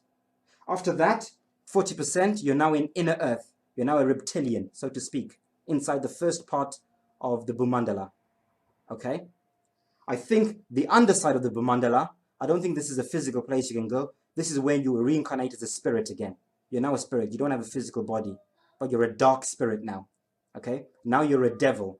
You're a Shiva. You're a destroyer. Up here, you're a creator. Down here, you're a destroyer. So you're trying to gravitate people, right? You're influencing people up here as well, subconsciously, right? When they say that the devil has influenced you, these are the beings, the beings out in these worlds down here, trying to subconsciously influence you. All your bad thoughts, all your negative thoughts are coming from the frequencies from these beings under here. You then get to 30%, 25%, 20%, 15%, 10%. You know, there's hardly any light left in you. Okay? You're now truly, you know, a fallen angel in the truest sense of the word. Okay? But then you work your way back up again. Once you're down here, right, the cycle of life, you can't be here forever. You've got to come back up again. But this is all happening over millions or thousands of years or whatever. Okay? You then come back up again, 15, you are ascending. You're now becoming a shooting star. You're shooting back upwards. Okay? You go through all the different rounds again, the reverse. You're here, then you're here, and then you incarnate where we are. Okay? And then you get to the center. So those of us who are being drawn to goodness, to love, to truth, right? Those of us who are trying to change things for the better, okay? We are shooting stars. We are ascending, right? On the cycle of life. We're on our way up. And we're meeting in the middle with those descending. So you've got the good guys and the bad guys. And this is necessary for the cycle of life. This is duality. This is polarity. Good and bad. It has to happen. Fallen angels and shooting stars. Okay? Now remember, I put the suns on this side and the moons on this side. I did that deliberately. Okay? Except for that one is a sun and the moon. Okay? So when you're ascending, when you're way out, the moons, the mothers, are portals out. The suns are gateways in. So those descending come through the sun. Those ascending go through the moon. Okay? Males inseminate. Females give birth. Okay? If you can see, this looks like a brain, the cosmic egg, with the center, right? You've got the left-hand path, male principles, right-hand path, female principles. Okay? This is where all that esoteric stuff comes in. For those who are not afraid to research that and to try and understand it. Okay? So this is where you come out from the moon side. So you incarnate here, or you, in this case, we're going through a very special time. We can actually physically walk into the Garden of Eden. Okay? But we have to pick up these frequencies for those who want to make the pilgrimage. Not everyone will want to do this or can do this, but those who are ready to ascend, those who have learnt everything they need to learn, right? At the center, here where we are, There are those who are ready to move on to the next stage of life. Some need to incarnate, like I was saying, a few more times before they can move on. Okay? Others are ready to move on to the garden, to the center, to the next stage. I've done my time here. I feel like I need to move on. Okay? I need something new. I need a new experience. So this is where veganism comes in, or vegetarianism. This is where truth, love, and all those things come in, the garden. Disconnecting from artificial, trying to connect with nature, sun gazing, loving animals and nature and all that. You're preparing yourself for the garden. You have to prepare yourself. Because if you don't, you cannot be able to withstand the frequencies here, because the frequencies in this dimension are much, much, much higher. Okay? So if you want to make the physical pilgrimage here, you need to be prepared. Okay? Because if you don't, you will just get, your body and your soul will not, you get zapped and you'll just reincarnate back here again, back to square one. You'll die on your way there. Okay? Because the Van Allen belt, the frequencies there, you will not be able to withstand them. So those of us, you hear me talking a lot about this pilgrimage to the North Pole. Follow the North Star when the time is right. I'm going to make a little prediction. I know they say you should never put dates or make prophecies, but I am. I'm going to say Vision 2020. 2020, I think this Aurora Borealis or Van Allen belt will be high enough for us to see the North Star, for us to see Mercury. This is planet X that they talk about. This is planet Nibiru. They say that comes around every 26,000 years to destroy the world. This is it. But it's not a physical destruction. It's a metaphysical destruction, a new age. Okay? So when the time comes, and I think 2020, those who see the North Star and want to make the pilgrimage, not everyone, okay? If you don't want to, you don't have to. Your next incarnation could be in there. You can stay here and stay for a bit longer, and when you ascend, or when your body dies, your soul can ascend into there and reincarnate into there. But I certainly feel like I want to make a physical pilgrimage when the time is right. Okay, when the time is right, we will make a mass pilgrimage, and we'll know. It also says in the Bible that Christ will come like a thief in the night. Okay, what's Christ? Christ is the energy, Christ consciousness, the energy coming from this toroidal field at the center, from the messenger of God. That's Christ. That's coming like a thief in the night. I had my awakening last year, right? Overnight, like most people. One day I was on a spinning ball, I was eating meat, I was, following money. Something happened to me, my life changed. I realized where we are. We're not on a spinning ball. I changed my eating habits, etc., etc. My life changed. I became a better person. Okay? Christ got me. Christ consciousness came to me like a thief in the night. I wasn't expecting it, and it just happened. And I'm sure many watching this now have had a very similar experience. Okay? So this is where we are. Right? So, once you're there, you live out your life in the Garden of Eden. Okay? This is a very natural place. There's no technology. Well, there is technology, but it's more of a natural technology. It's a different type of technology. It's not artificial. Okay, nature has got magic. Magic exists, believe it or not, but I won't go into that now. It does exist. So the technology out here is a magical type of technology. It's not artificial like out here. Okay? So this place is not just sitting and gardening and doing nothing. There's a lot going on there. It's a beautiful place, the Garden of Eden. Okay? But you must be at the right frequencies. There's no hate there. There's no bad frequencies. Well, there is, but there is less. There's less duality there. Okay, it's not completely heaven, obviously. But it's closest thing we can get on earth to heaven. Heaven on earth, the closest thing. Okay? And this is where myself and many are being drawn to go. Some are not ready. Okay? This is the middle ground. This is half artificial, half Garden of Eden. You're in the middle of the two worlds. Middle of nature and technology. Artificial technology, natural technology. The middle. We're stuck in the middle. So some are being drawn to this artificial technology. Others are being drawn to nature and natural technology. Okay?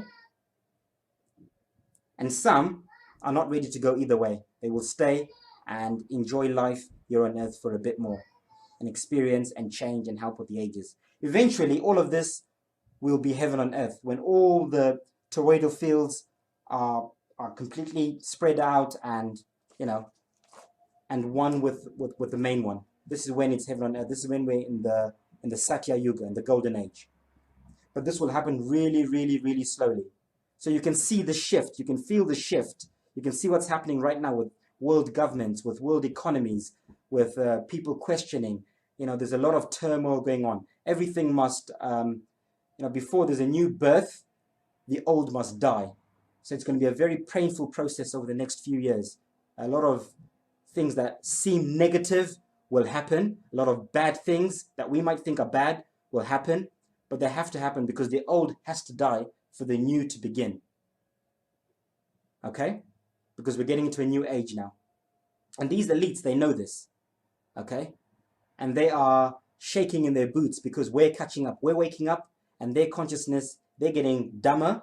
We're getting smarter. Okay? This is why they are trying to destroy everything before they go. Because they have to go. They have to go. They cannot withstand this frequency. This frequency is hurting them. This energy being sent from the center is not good for them. They do not like it. This is why they're trying to destroy Europe. You see this whole agenda in Europe with the whole immigration, divide and conquer, black versus white, immigrants versus not immigrants, etc., etc. They're doing that on purpose. Divide and conquer. Because they want to destroy everything here before they leave. You know, if we can't have it, we want to burn it before we go. And then you can stay behind and rebuild it on your own. That is the agenda, ultimately. And they'll go out to Mars, running away, and eventually they'll be pushed so much out because they're on their way down. And only the good ones, the ones ascending, will be here during the golden age. Okay? So, going back to the cycle of life, once you get to ascend into the messenger, when you're a demigod, you get into the moon, you get into Venus, you do Jupiter, you know, you're doing your time in all of those, you're raising in consciousness. And then after that, you become an angel again, right? You're a shooting star here. Now you're an angel again. You're at 85%, you're ascending, okay? Now you're influencing things up here. You're a director of everything. You then ascend into there, 90, 95. And then after that, you don't become one with the whole. Now you are free. You exit the cosmic egg through the cosmic highway out into the multiverse. You're now free to explore and experience life in other cosmic eggs, in other experiences, in other worlds, in other universes. Okay? As a free soul. You are free forever. You will never die. Right? You go into another cosmic egg and you have your own experiences in there that are probably totally different to this. Right? And this is the cycle of life. And new souls will be being birthed. They do the cycle. They go out. And this is continuously happening. Cycles of life, of consciousness, of stars. That is what we truly are. We are stars wrapped in skin and flesh and bone. Soul, spirit. And even science, quantum science, is starting to realize this now. They're starting to tell us that we're not just flesh and bones. There's a lot more going on. And it's obvious to most people now, I think. Those who are awake know for sure. Okay? And that is the cycle of life. Okay? I hope I was clear, and I hope I wasn't going around in circles. Again, like I said, I'm not saying that everything I'm saying is 100% truth. A lot of it is my own understanding from what I've researched and from what I've learned from other people and from what I'm picking up from, you know, from the universe. It's my interpretation. If you resonate with it, or if you recognize it, or if you remember it, because remember, we are all our own ancestors because we've reincarnated. So this time is normally called the Great Remembrance because we are remembering things we've always known. For those who are tuning to the frequencies, you remember this stuff, this knowledge. Okay? So I feel like I'm remembering this. This feels like a distant memory to me. And I'm remembering it, and I'm sharing it with you. And I'm seeing, when I speak to people, a lot of people recognize and they go, oh, do you know what? This sounds familiar. It sounds right. I don't know it as fact, but it sounds right. Because your soul is remembering. You're waking up. So if you resonate with it and you get it, great. If you don't, that's fine too. Okay? By the way, I also think that there are souls here on earth right now, right, who are here to help. So perhaps they've ascended already a few times. They may be a few steps ahead. They may be at the moon stage or at the Venus stage or even at the Garden of Eden stage. But they chose to reincarnate and come back here to where we are to help with the shift. These are what a lot of esoteric circles call the starseed children or the indigo children. These special children that are born special in a way, I guess. So these are the children that are here to help ascend the process. There are many people on earth right now who say, I was born and I don't feel like I belong here. I don't feel like I belong in a body. I don't feel like, I feel like I'm here for a reason beyond just living. There's something going on from when they're born. There are many of these people here. And those, many of you listening now will recognize what I'm saying.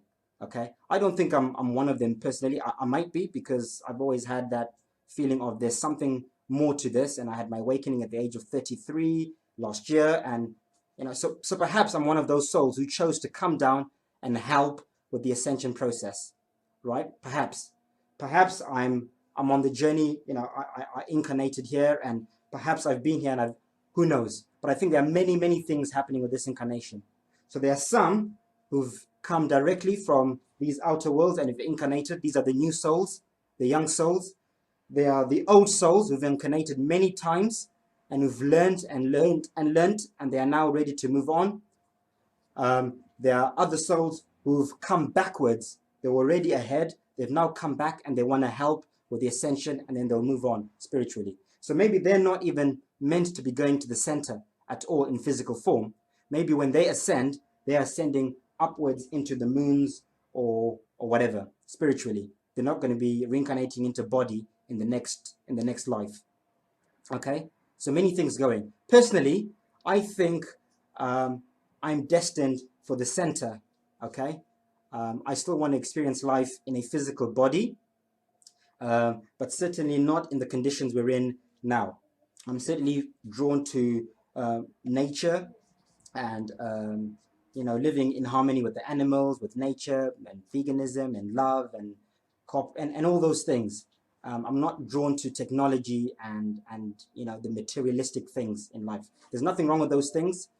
Those who enjoy them, that's fine. But there are many of us who feel more drawn to nature and to that side of things. Okay, and that's my journey. So I think for sure, this is my next incarnation, the center in physical form. Okay, I just wanted to put that out there really quick. Nice, well done. That was very well done. To explain the cosmos in under an hour, you've got to be you've got to have the whole concept conceptualized. You've got to have it clear, and you've done that. That's brilliant. And you've syncretized lots and lots of different things, you've salvaged, the heliocentric, ridiculous, explanations, but you've found the truth in what they're trying to say and how to explain it properly, because this is what I do too. For instance, one example, the atom. They tell you there are three things: the neutron, the proton, and the electron, but they don't understand. There are three things, but they don't understand what those three things are, because they're giving it a particle, whereas there are no particles. Yeah. You see, so yeah. So, but you can salvage it, because more or less they're aiming at in the right direction. It's just that they're never really allowed to explain things completely truthfully. They're just not allowed to, because then we just wake up so quickly. So look, that was really well done. I'm glad you recorded it, because I think you should put this up straight away. Give people this This will give many people a lot of aha moments, all kinds of people. I think it'll give people like the concave earthers something to think about. Yeah. Even the square, diamond, rectangular earthers. It's really, really going to give them a lot of inspiration. Now, I do have difficulty with one thing, Venus.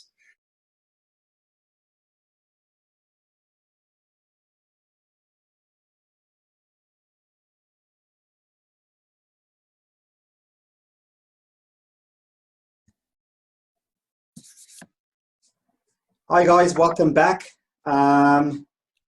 Just want to kick off where we left off. I think Santos was about to explain a couple of points that he has picked up on that possibly need to be looked at on this cosmic egg model.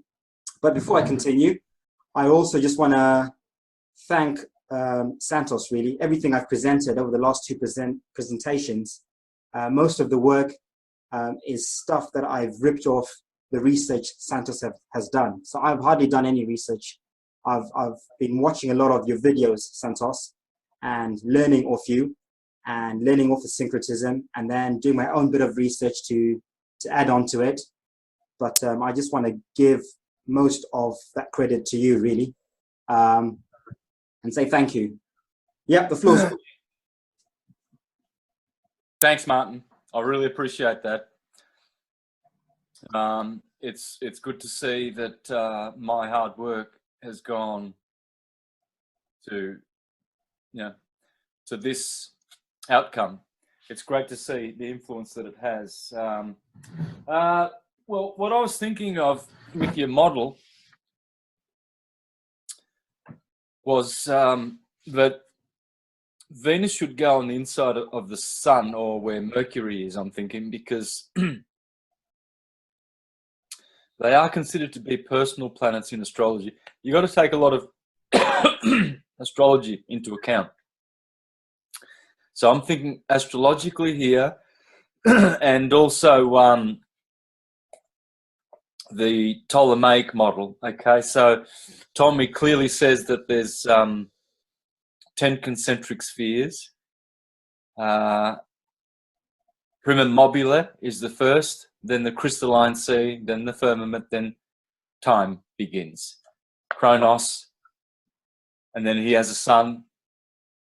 Space begins. Jupiter, Mr. Expansion. Then Mars, action. Then the sun, Venus, Mercury, and the moon is the last sphere. So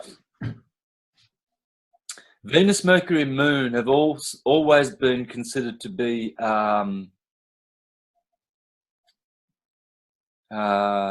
subsolar. I think that's the expression. I don't think that's the right expression. But anyway, I'm trying to think of. It'll come to me. So, of course, we've got the plane of the Earth, and we've got. So Moon is always first, then Mercury, then Venus. And these planets are considered to be what's called the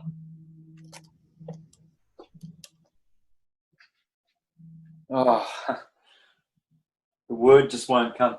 So we've got the sun here, then we've got Mars, Jupiter, then Saturn. Okay, so I can see what you're doing with the moon. It's in with the sun in the second sort of Taurus. You've got them nested. You've got like nested 4 or 5 nested Taurus fields. Okay, isn't that right? 4 or 5. Yep, that's right. Okay. So I would say, so you put the sun in the second one, yeah? Yep. And you put Mars and Venus in the third one. Yes, yep. Right. And Venus, Mercury on the inner one, the one at the center, inside us. Yeah. And you've got rightfully Saturn and Jupiter up here. Now Saturn is 29.5 years in orbit. Moon is 29. Well, actually, let me be more specific because this is very interesting. 29.49, I believe it is. Got to check that one. Again, I'm going, it's late and I'm tired. 29.49, whatever that number is, this is exactly a harmonic of it, or a fractal of it. Okay. Now, days. So the Saturn and Moon thing, that's very interesting. I'll get back to that. But then you put the first vortex or nested torus field, yeah, and you put that at the center of the Mount Meru, sort of around the center part of the Earth, yeah? Yes, yeah. All right, well, I think that's a problem because Venus's orbit is 225 days, okay? Whereas Mars is 7 days, which is just under 2 years. Jupiter's 12 years, of course. And the Sun, of course, is the 1 year, right? Yeah. So it's expressive of sort of a golden ratio, sacred geometric, ratio of these planets, right? Order. Order. So obviously the Moon goes up here with the Sun, yeah? First of all, we get Venus transits, Mercury transits, and Moon transits. Right. Called eclipses. Uh-huh. So Moon transits are called eclipses, but they are transits because the eclipses can only happen near the nodes, the North Node and the South Node. So they are eclipses. They are transits. It's a transit. The Moon is passing either in front of the Sun or behind the Sun, and the North Node is there. But three things have to come together: either Rahu and Ketu, or North, well, as we call them in Western system, North Node and South Node. They are always there, present within 4 degrees of the Sun and the Moon, either or, whether it's a solar eclipse or a lunar eclipse, time and time again, consistently, invariably, always. So with Mercury, we can see the transits of Mercury, and they always happen in Taurus, in the middle of May in Taurus, and opposite in the middle of Scorpio, around about November 11th. So May 8th, 9th, 10th, November 8th, 9th, 10th, directly opposite. And the Venus transits happen in Gemini and opposite Sagittarius. So December 10th and Gemini, and June, say 10th, June the 10th or 9th, I think it happened in 2012 and 2005, Venus, both transits were in Gemini, okay, around the 5th of June to the 8th of June. So the big boys,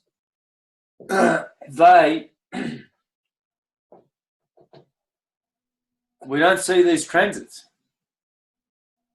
So you can see how these guys, definitely Mars belongs to that sphere and Jupiter and Saturn belong to this fourth nested vortex, or there could be just straight out 7 of them, and But this is why, Santos, I was saying on my mod, this is why I was saying that perhaps the suns, or what I call the suns, Saturn, Mars, Apollo, they follow, they run along the actual vortex, whereas the moons, they are in between. They're in an imaginary, on an imaginary path. They're not on the actual, what is it called? The actual vortex. They're in between. So if we were to conjunct them, right? I don't know if it's on me at the moment, the screen. Yeah, I can. Yes, it is. I can see you. Okay. So if we were to conjunct all these planets with Polaris, like that, yeah, they would fold into each other, all the different planets. So then you'd have Mercury, Moon, Sun, or Mercury, Moon, Venus. So maybe Venus on its path is actually below the zenith of where the sun would be at its zenith, at its peak. If everything is conjunct. If everything was conjunct there, it would be Mercury, Moon, then Venus, then the sun above it at the top, and then you'd have Mars, Jupiter, and Saturn. So these ones are following that line, whereas these ones are actually in between. They're not actually following the line. They're in between the line. They're on an imaginary eclipse. Imaginary, I said that the suns and the moons behave differently. The suns are following that actual ecliptic path on the torus fields, and the moons are in the imaginary one. So there's another toroidal field that is maybe not as physical. It's more, it's transparent that they follow. So if they're all conjunct along the axis and the sun is at its zenith, then and if you pull the moon in to where the axis is, the moon would fall slightly underneath the sun. I don't know if that makes sense. Yep, I get you. Yeah, what is the reasoning for having Venus outside of the sun? How do you... Only because I'm trying to understand if Venus was within our toroidal field, surely we should be able to see her more clearly as we see our sun and moon. The reason why we see our sun and moon so clearly is because they're within our toroidal field.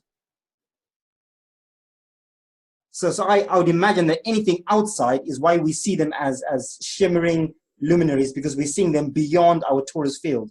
It's being obstructed by the toroidal field. That's why they look like they're shimmering in water, those suns and moons. It's because of that.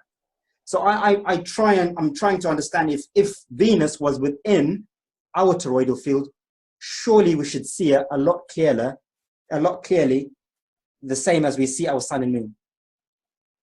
And if she is, and we don't, then why don't we? If she's within our toroidal field, if she's within our atmospheres, the thermosphere or mesosphere or wherever, surely we should be able to see her a bit more clearly, more often. Yep, I hear that. I'm just being an astrologer. I see Venus and Mercury are always near the sun. Okay, so I'll give you an example. Okay. All right, these are some famous people I've got here. Let me see if I remember who. Oh yeah, I know who this one is. Marlon Brando. Okay, Arian. I'm not going to do his I'm just. I will one day. That's why I got these made. But you see Venus and Mercury. Yep. And there's the sun. They're always near the sun. Okay. Okay. So Mercury can never be more than 28 degrees away from the sun. So he's always. It can only be in the sign of the sun, which in this case he's not. Is in the 28th degree of Pisces, and the sun is in the 12th degree of Aries. So they're still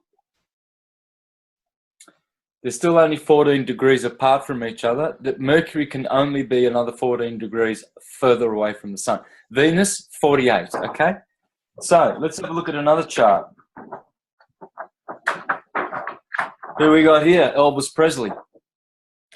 There's his sun, there's Mercury, there's Venus. Again, they're always near. And look, and all the other planets, Mars is way over here, Jupiter. All right, so let's have a look at another one. Where is it? Oh, yeah, this one is.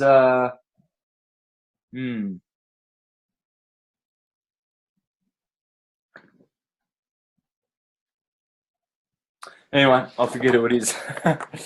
But so there's the sun.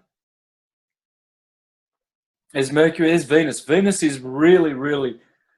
She's an evening star, as you can see. The sun has set. Yeah. So, yeah. So in this case, Venus is setting after the sun is set, obviously. So, but when she's here, she'll be rising in front of the sun, right, at the ascendant, right? So, but she's behind the sun now, right? So, but that's about as far as she can be, right? So this is the thing. I always see. Here's another one.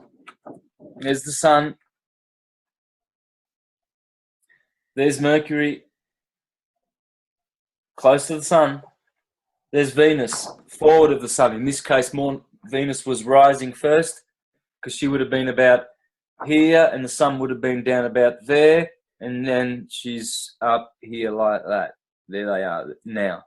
So she's forward of the sun. So, but that's about as far as you'll ever see Venus. She can only be 48 degrees away from the sun.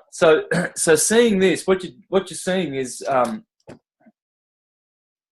as the sun just keeps going like this, on the ecliptic, right ascending, on its azimuth, you see, what's happened is you've got Mercury will come along like this.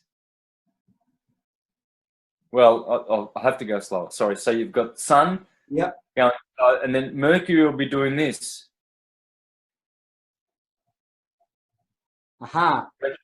Retrograding, retrogressing. And then Venus will be doing more like this. So start over here. Venus will be going like this. Retrogressing. So they're always. So you've got sun and Mercury will always be there, 28 degrees. Venus will always be 48. Now, that's why you've got the transits. See, so this is why Venus really has to be this side of the sun, inside the sun from our perspective.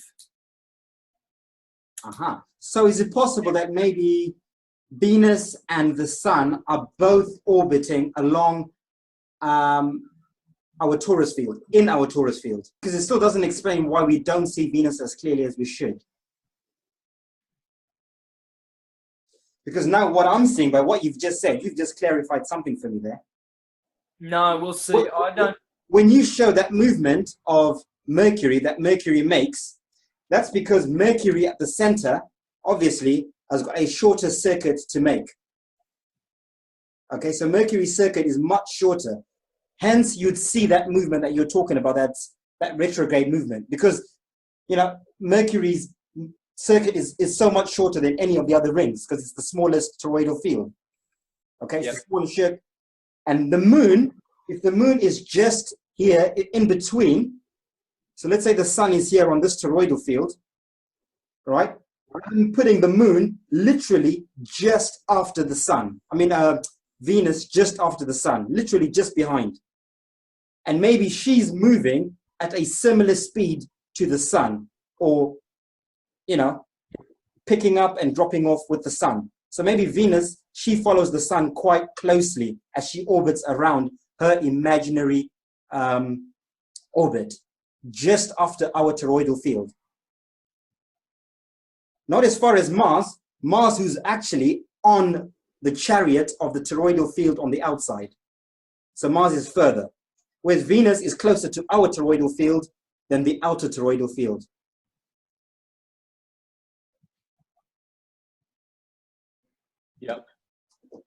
That's how I'm.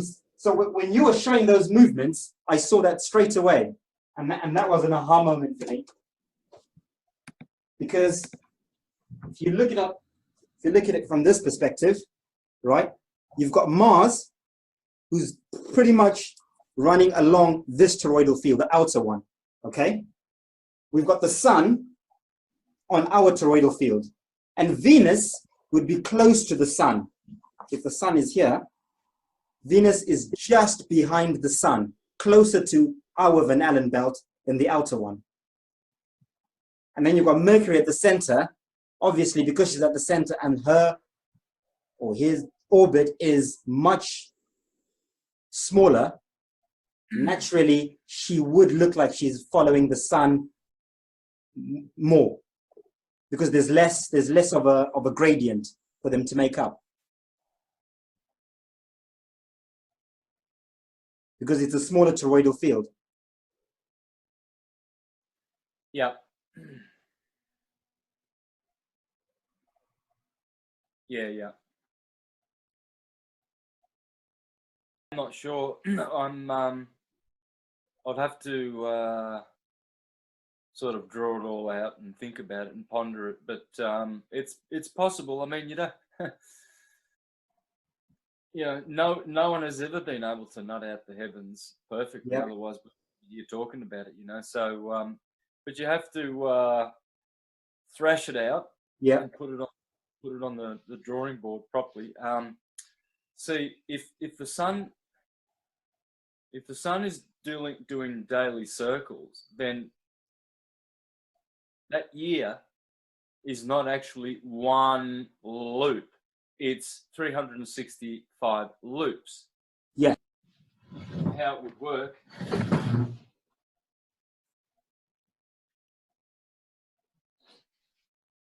So you'd have the North Pole, and you'd have, say, Earth is like that.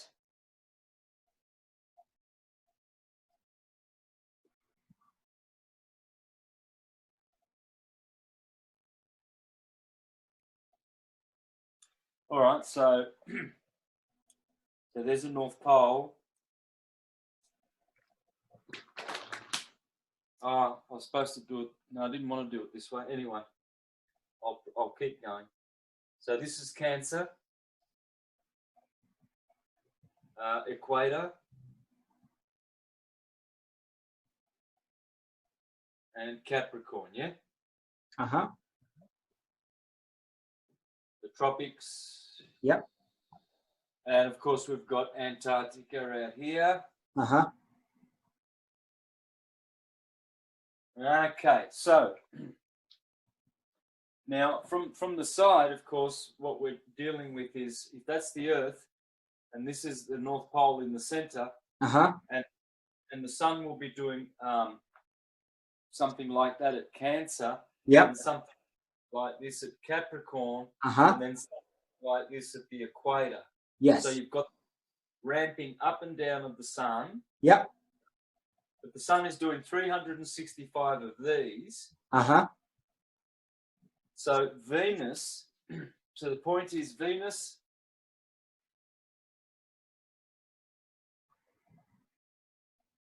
okay. So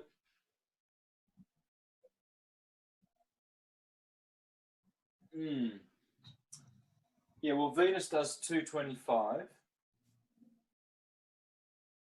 So what you've got then is, you've got, say, on December 21st, the sun hits the Tropic of Cancer, Capricorn, and Australia will be down here, say, like that.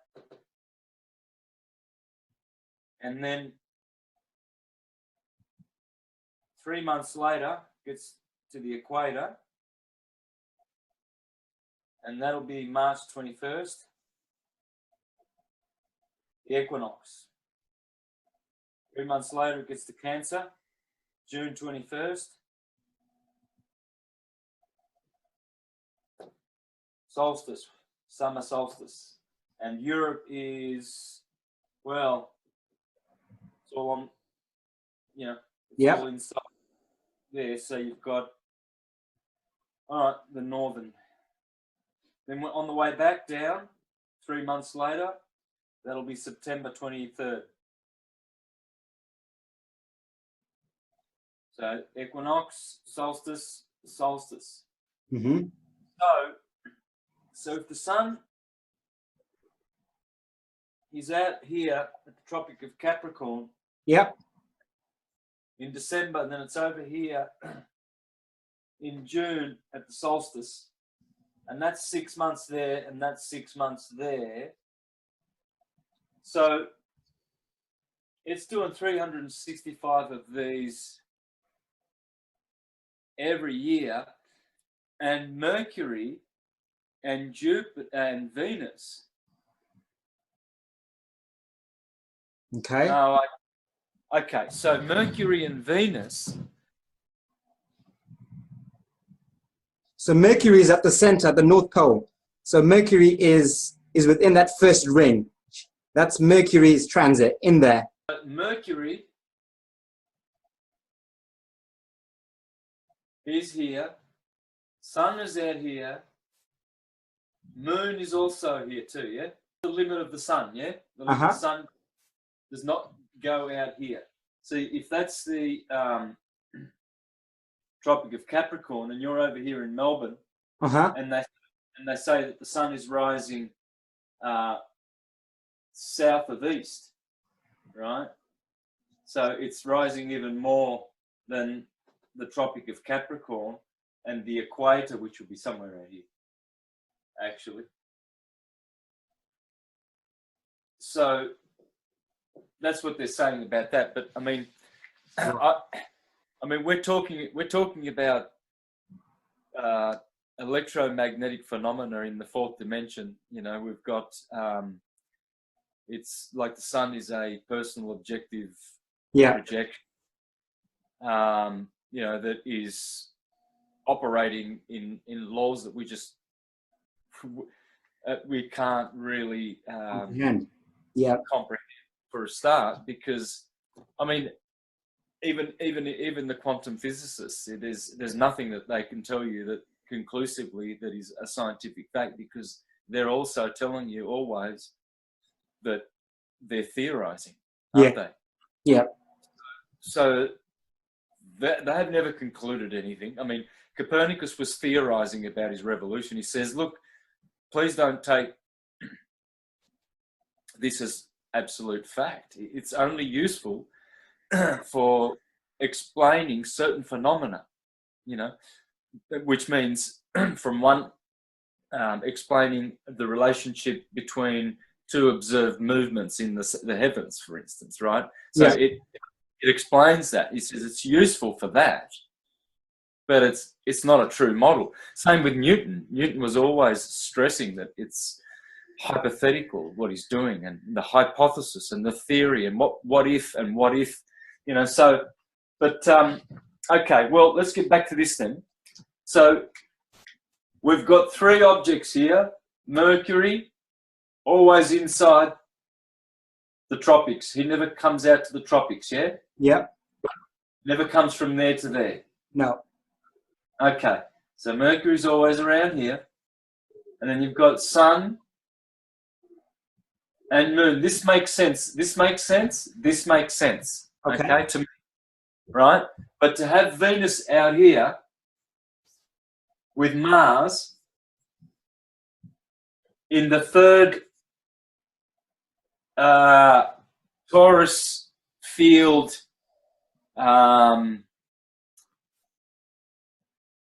nested. Did you say there were 4 or 5? Sorry. There are 4 inner ones. What I was saying was that if that is our Taurus field, okay, and the sun is either on it or just inside the Taurus field and running along it on the spiral like that, which is why we see the sun, because it's just inside or it's on it, I'm saying Venus would be just on the other side, touching it. They're pretty much almost touching, just divided by the Taurus field. So they're quite close to one another. Okay? And then the next Taurus field is here, and this is where Mars would be, out here on the next toroidal field.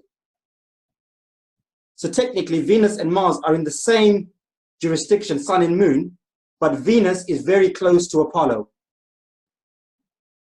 they're almost following the same path. They're always together because they're just on the other side of our toroidal field, and the sun is just on the other side. That's the affair that Apollo and Aphrodite are having in Greek mythology. And Mars was jealous of Aphrodite having an affair with Apollo. That's because they follow the same path. When in actual fact, Mars and Aphrodite should be together because they're the sun and moon of these outer lands together. That's how I've reconciled it. Yeah, I like that. I mean, that's lovely. Now, for me, I have to astrologically see how that works, you know. So, Yeah, of course. Yeah, of course, we know with the heliocentric model, the year orbit of the sun, or, well, they say it's the Earth, of course, orbiting around the sun. So there is a one revolution, even though they say the Earth is rotating 24 hours, so 365 rotations around the Earth goes orbiting around the sun. So there is a one, you know, yeah, one revolution there. Whereas we're dealing with, so June, yep, September, December, and then it winds back in. Yep. So the sun's torus field is like a breathing, expanding, compressing from tropic to tropic. So knowing this, it's easier to fit Venus into that outer ring. Yeah. With Mars, because now we see that Venus is also going around daily along with the sun. Has to be. Absolutely. So, yeah. So this 225-year a day other cycle that's going on, which we call an orbit of Venus, which it is not an orbit of Venus. Yeah. That must have to do with, it just has to do with where Venus goes from evening to morning star. It's just, she has to retrogress. Yeah. You know, so she advances in front of the sun 48 degrees when she's direct.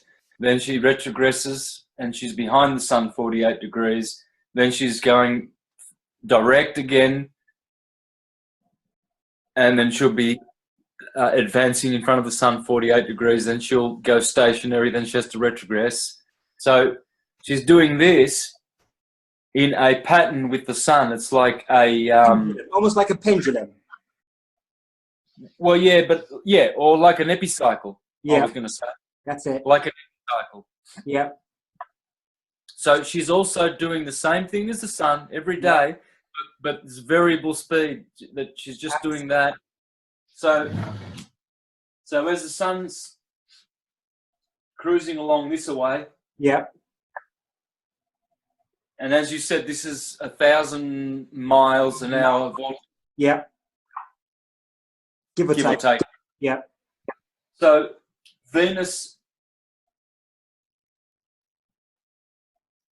is outside here, not in this part of the vortex. She's in a second nested torus field. And so what she'll be doing is she'll be advancing like this. She's going faster than the sun, then she'll go stationary. The sun's always going the same pace. Yes, yes, yes, yes. Always marking the same time. Yeah. Venus will be going like that. Yep.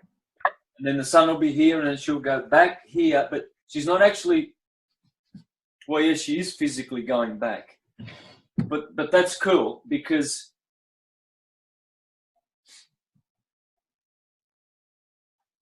wherever the sun is, she will always be around the same area, you know.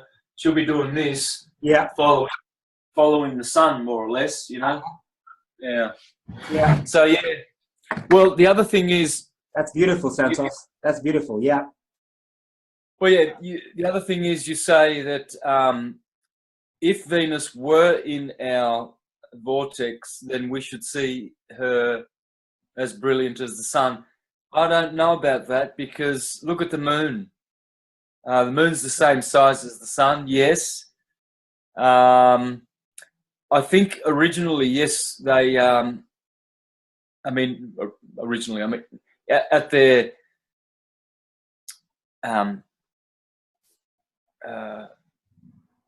I guess at the focal point where they project onto, Yeah. I think they're more or less all the same planets, size. Because remember the pictures of the 21st of August eclipse? Yeah. And whatever it was that passed in front of the sun, well, actually, no, the one that was the year before, the March 20 on the equinox of 2015, that eclipse happened in conjunction with Ketu, the south node. Right. And you saw like these little beads of condensed water in the sky, you know, like drops of water passing in front of the sun, causing the eclipse. Yeah, yeah. I remember that. Yeah, and we saw the same thing with the August 21st eclipse. Yeah. You see the sun like that, and then you definitely see something covering it like that, but from other angles, people saw something like that going past the sun, and as soon as it got in the center, it created the eclipse. Yeah. So the sun is a source projection, a source objective projection, right? So the center of the sun is probably just like a really, well, it'd have to be much smaller than the body that we see. We call. Yeah. Huh? Yeah. Yeah. Yeah. So I think they're all about that size, right? And then this expanded disc that we see glowing and that has its limit. See, like the sun for me is like a condensed rainbow, right? The sun causes the rainbow. The sun is made up of white light, which is incoherent white light, and the 7 refracted colors of the white light of the sun, which are the electromagnetic spectrum, Snow White, and 7 dwarfs.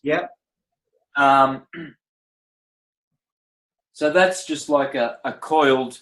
Well, they say it's a serpent. Yeah, it's Quetzalcoatl, the rainbow serpent, according to the Aboriginals. Yeah.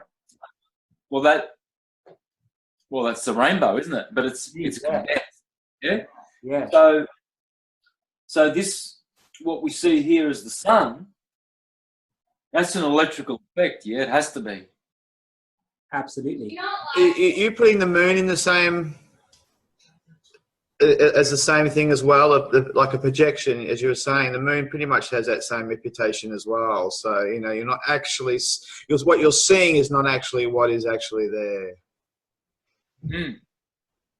Yeah. Exactly. And it's the same with the moon, because the moon is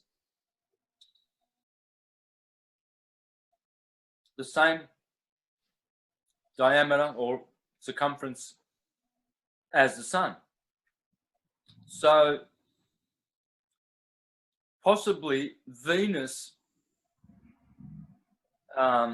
if we saw her in the same context as we see the sun, it would probably appear like this as well. So you're saying, obviously the reason why those planets are like stars, wandering stars, is because they all belong to the other 3 concentric nested torus fields that make up this big Anu, which is actually what the word is.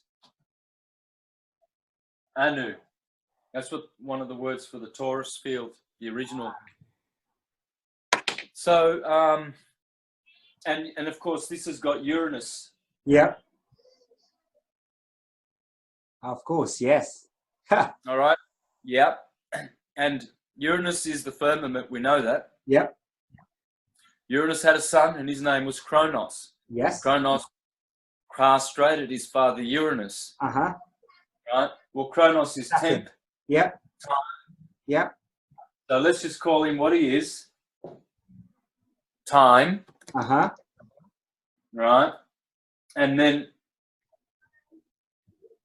time beget some children that he swallowed. Uh-huh. Because that's what time does. Time begets children and then they die and you get swallowed up. Yeah. Back out of the time matrix again. Well, then that's the son of Saturn is Jupiter, or son of Kronos in the Greek is Zeus. So that would be space, because good old Jupiter in astrology is what? Expansion, expansiveness. Uh-huh. So you got time. So that is the Trinity, and Uranus, Anu, is this magnetic vortex. Or vortex. I was going to say firmament, but it's firmament is not as general as I would call it. Generally, it's an Anu, multi-dimensional, electromagnetic torus body. Why I say multi-dimensional is because, well, there you've just described 4 dimensions, haven't you?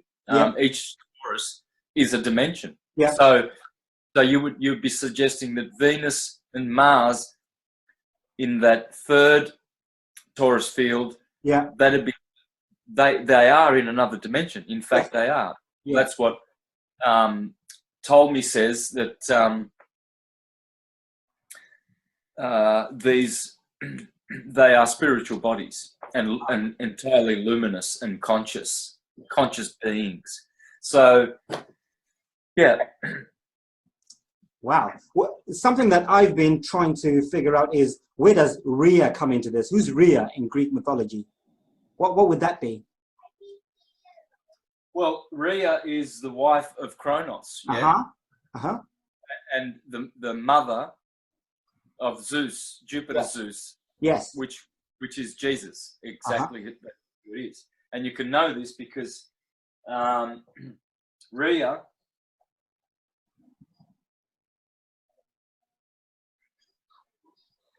becomes Mother Rhea, Maria. Uh-huh.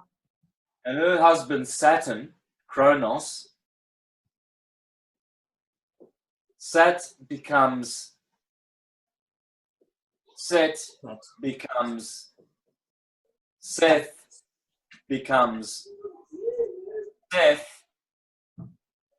father Seth, and mother Rhea. So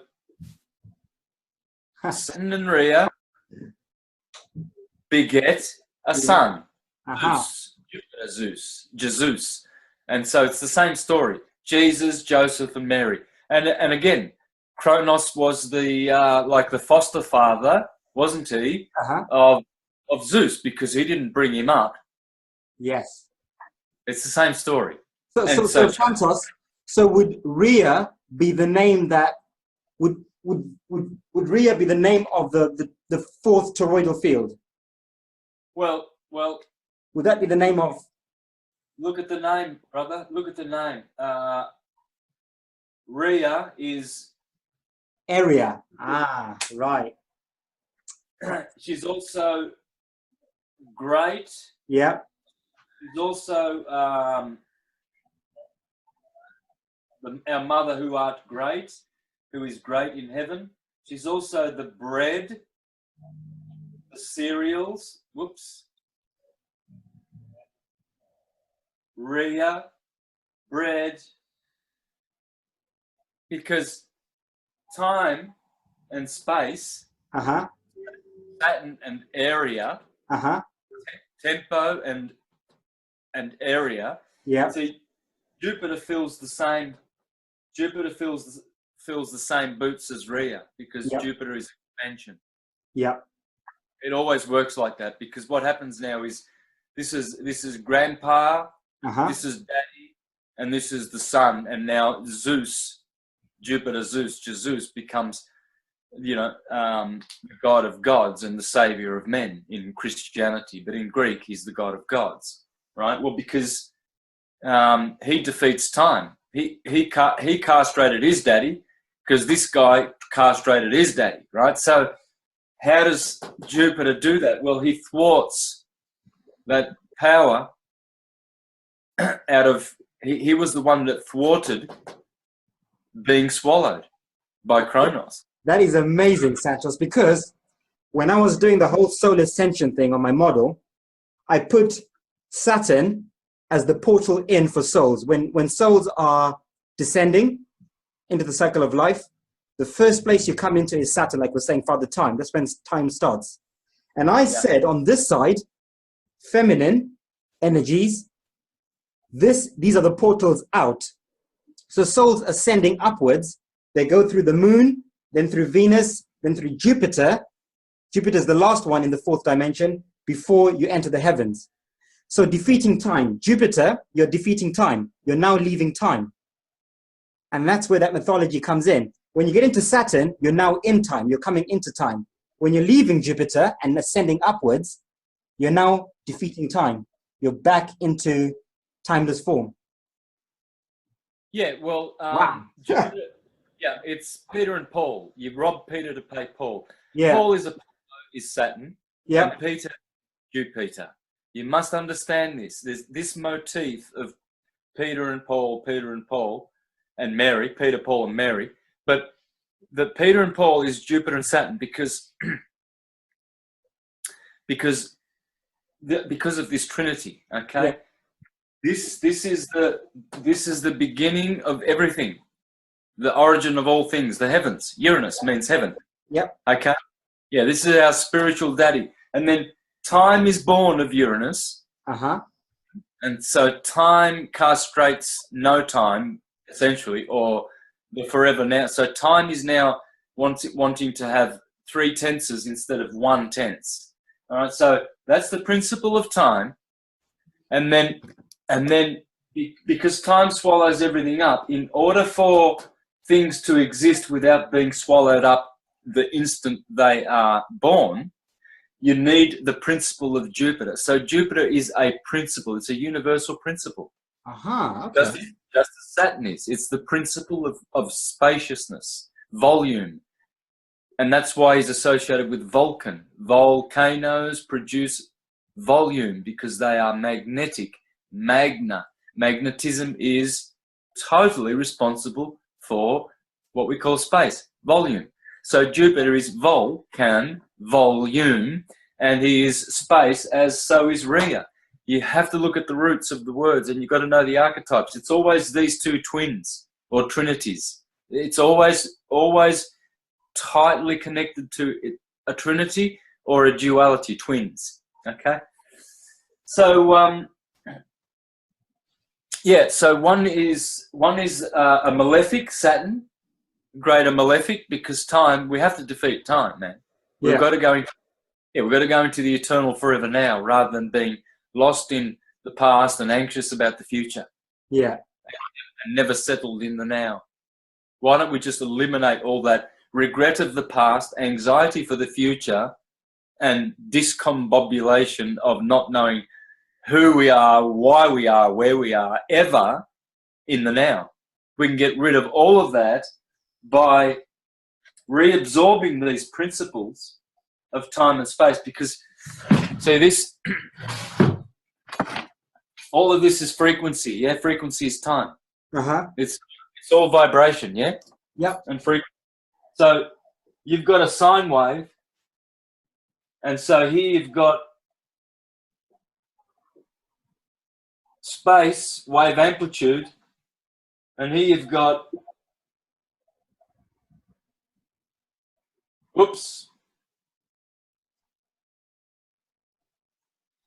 time, wavelength. This is vibration and frequency, you see. So time, Saturn's marking time, and Jupiter is making space for the time to manifest in. So they are father and son. They castrate each other.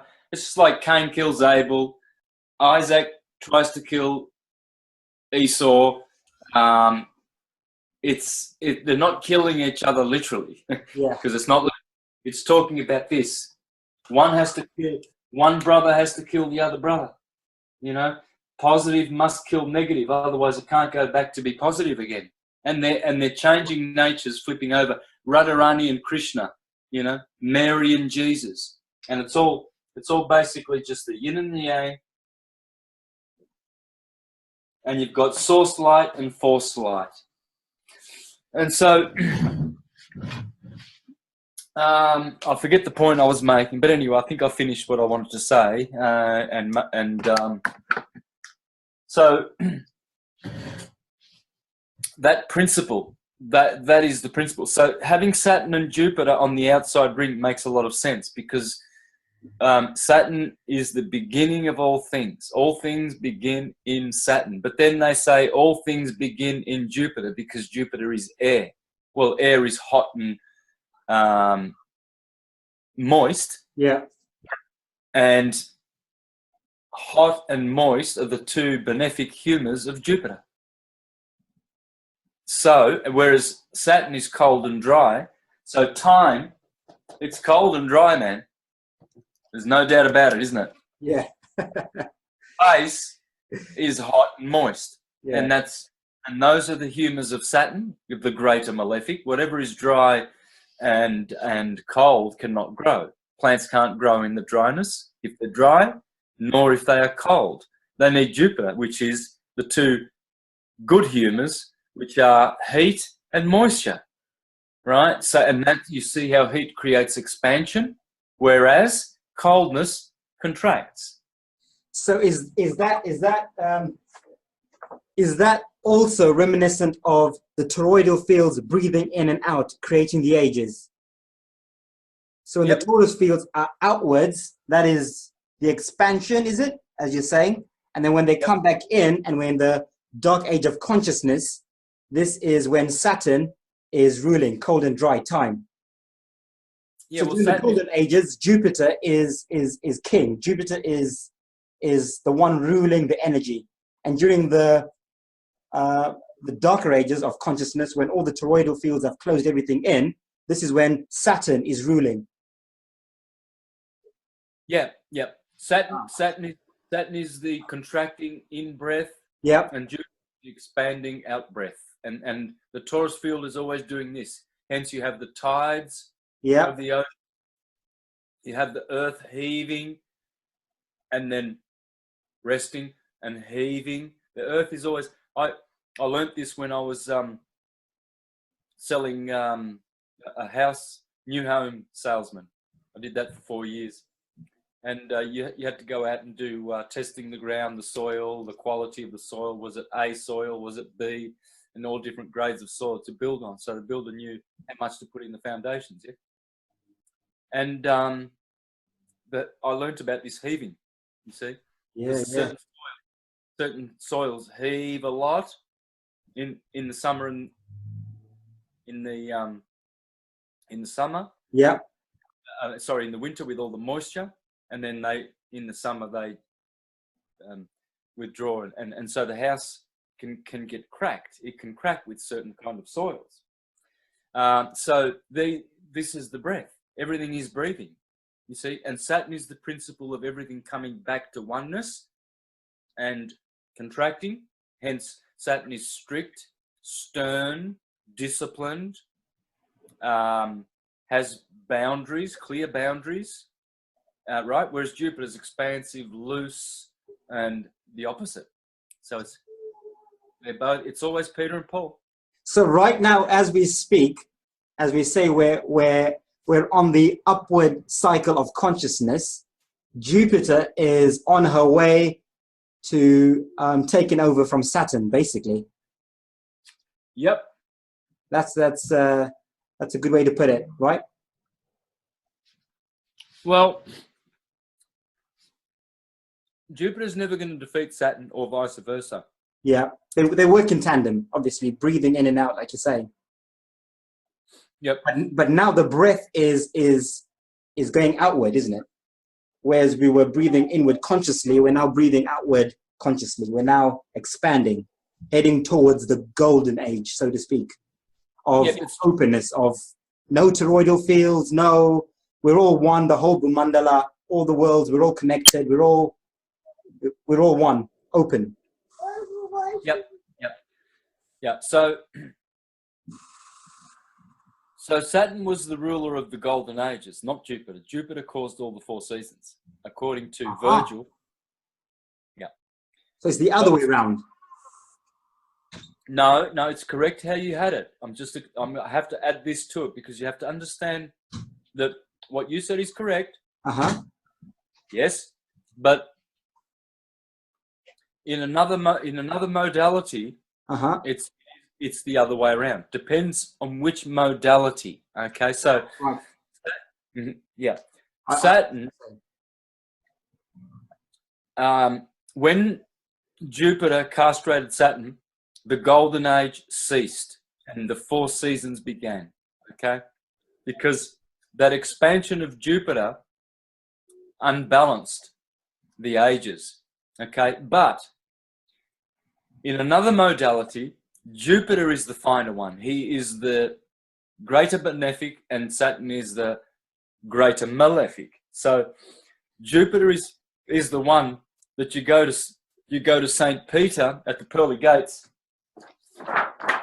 See, if you look at the, it's interesting, I'm going to do a show on this. This is the Dendera stone of Egypt. Okay. Now, on here, you'll have, there are all the 48 original constellations, starting at Aries, just as I do all my maps, all my charts. Cancer, Libra, there's the scales. You can see the green scales there. All the green ones in here. Yep.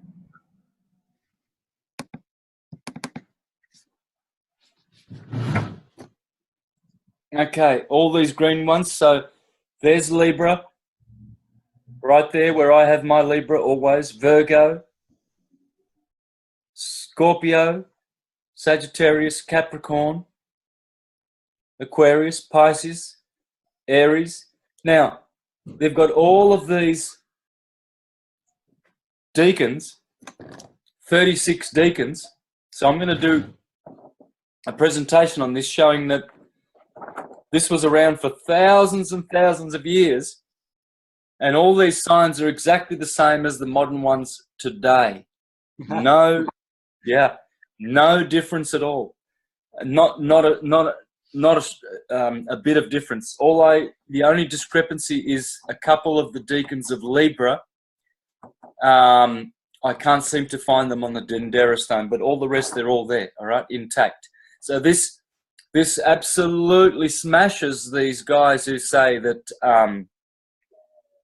the Greeks added Libra 2,000 years ago. Well, this is more than 5,000 years old, and there's Libra, you know, and certain deacons and certain things were added. Well, this is the oldest, and it's the same. It's exactly the same as the Ptolemy system. Ptolemy actually gives us a list of the 48 constellations, the 36 extra zodiacal deacons, and the 12 zodiacal.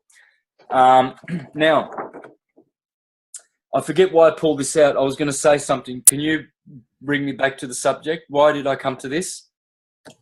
Saturn and Jupiter, we were explaining the ages. We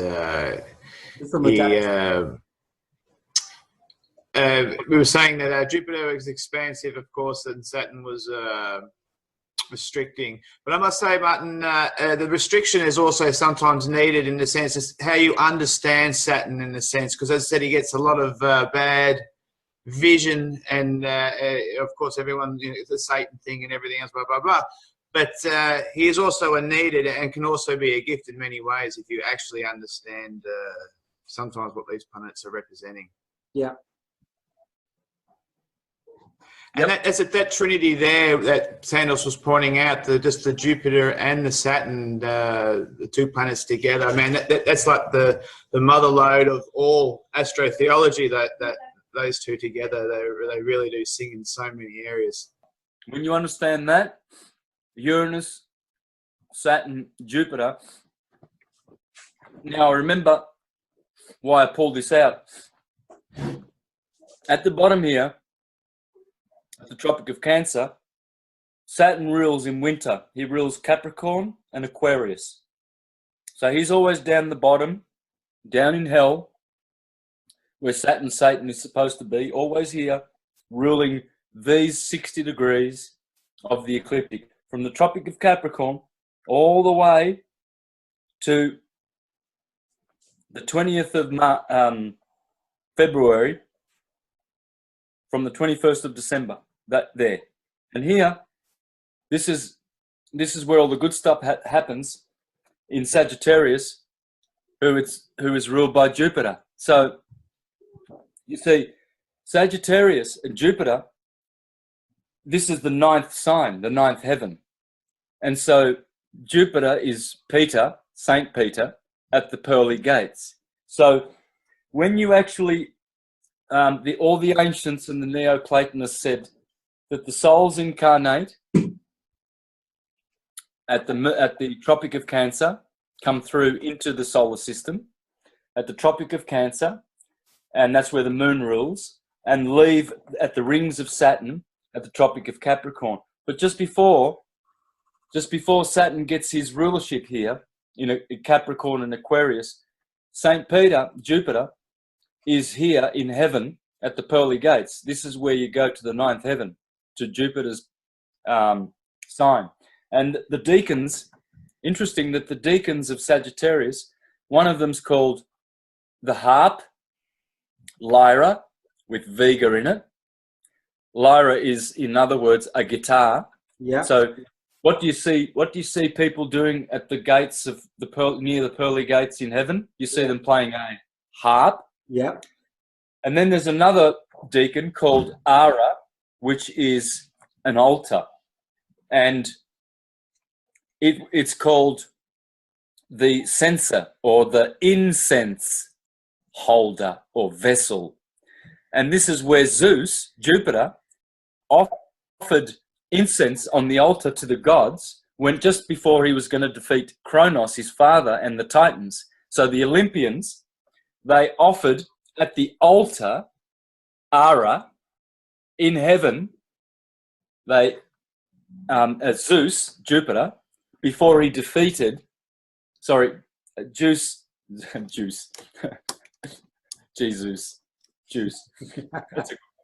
I like that, juice. You worship a juice, you're Jesus. So you see, here we have all the themes. Sagittarius. This is also in astrotheology. Sagittarius is the Garden of Gethsemane and the Mount of Olives, because Sagittarius rules the back of your head here, where you have two olives, and this is the Mount of Olives because it's high up in your body. You see, and Draco is the third deacon of Sagittarius, and Draco is the dragon or the devil. And what does Jesus encounter in the Garden of Gethsemane on the Mount of Olives? The devil. Devil, yeah. You see. So all of these deacons and the whole story of Sagittarius and the rulership of Jupiter, just before the sun hits the Tropic of Capricorn, where Saturn begins on the 21st of December, just before that is where all the heavenly action occurs. And that's what the ancients say, that through the arrow of the Sagittarian, you send your wishes and you send your hopes, and you are saved by that deliverer. He is the delivering sign. It's called the delivering sign. So when you get to know all this, I've got so much information that I'm going to take out of this, showing that what they're describing here is the 48 constellations. They are the 48 organs in your body. Okay. Aries is the cerebrum, right? Wow. Leo is the heart. So they're describing, explaining, and modeling field mechanics. It's Taurus field energy. They're describing it. They're modeling how it works, and they're telling you where all the positions of the 36 deacons are indicating what archetypal archetypal energies are found as the vortex does its cycles, and so in every wave and in every field, when energy is traveling through the field, it does this. This is what the Egyptians are telling us here. They didn't make the ecliptic and the constellations, and they didn't design any of this. This is how things work. This is like a blueprint of things that how energy actually works. This is the original quantum mechanics. Yeah. Yeah, it's the only way to model, because what you're doing, see, with your model, you've got 4 nested torus fields. Well, have a look at an atom. Don't they have different rows of electrons? You've got the first one, the shell. Yeah. How many shells do they have? 10, or they have about 4 shells, yeah? Yeah. Yeah. So you see, they tell you that an atom, right? Let's say carbon. It's just about to cut off. We're running out of time, about 30 seconds. Oh, yeah, okay. Might have to reloop. It's up to you. Do we need to keep going? No, can we schedule another time? Because I've got to work in 15 minutes. Yes.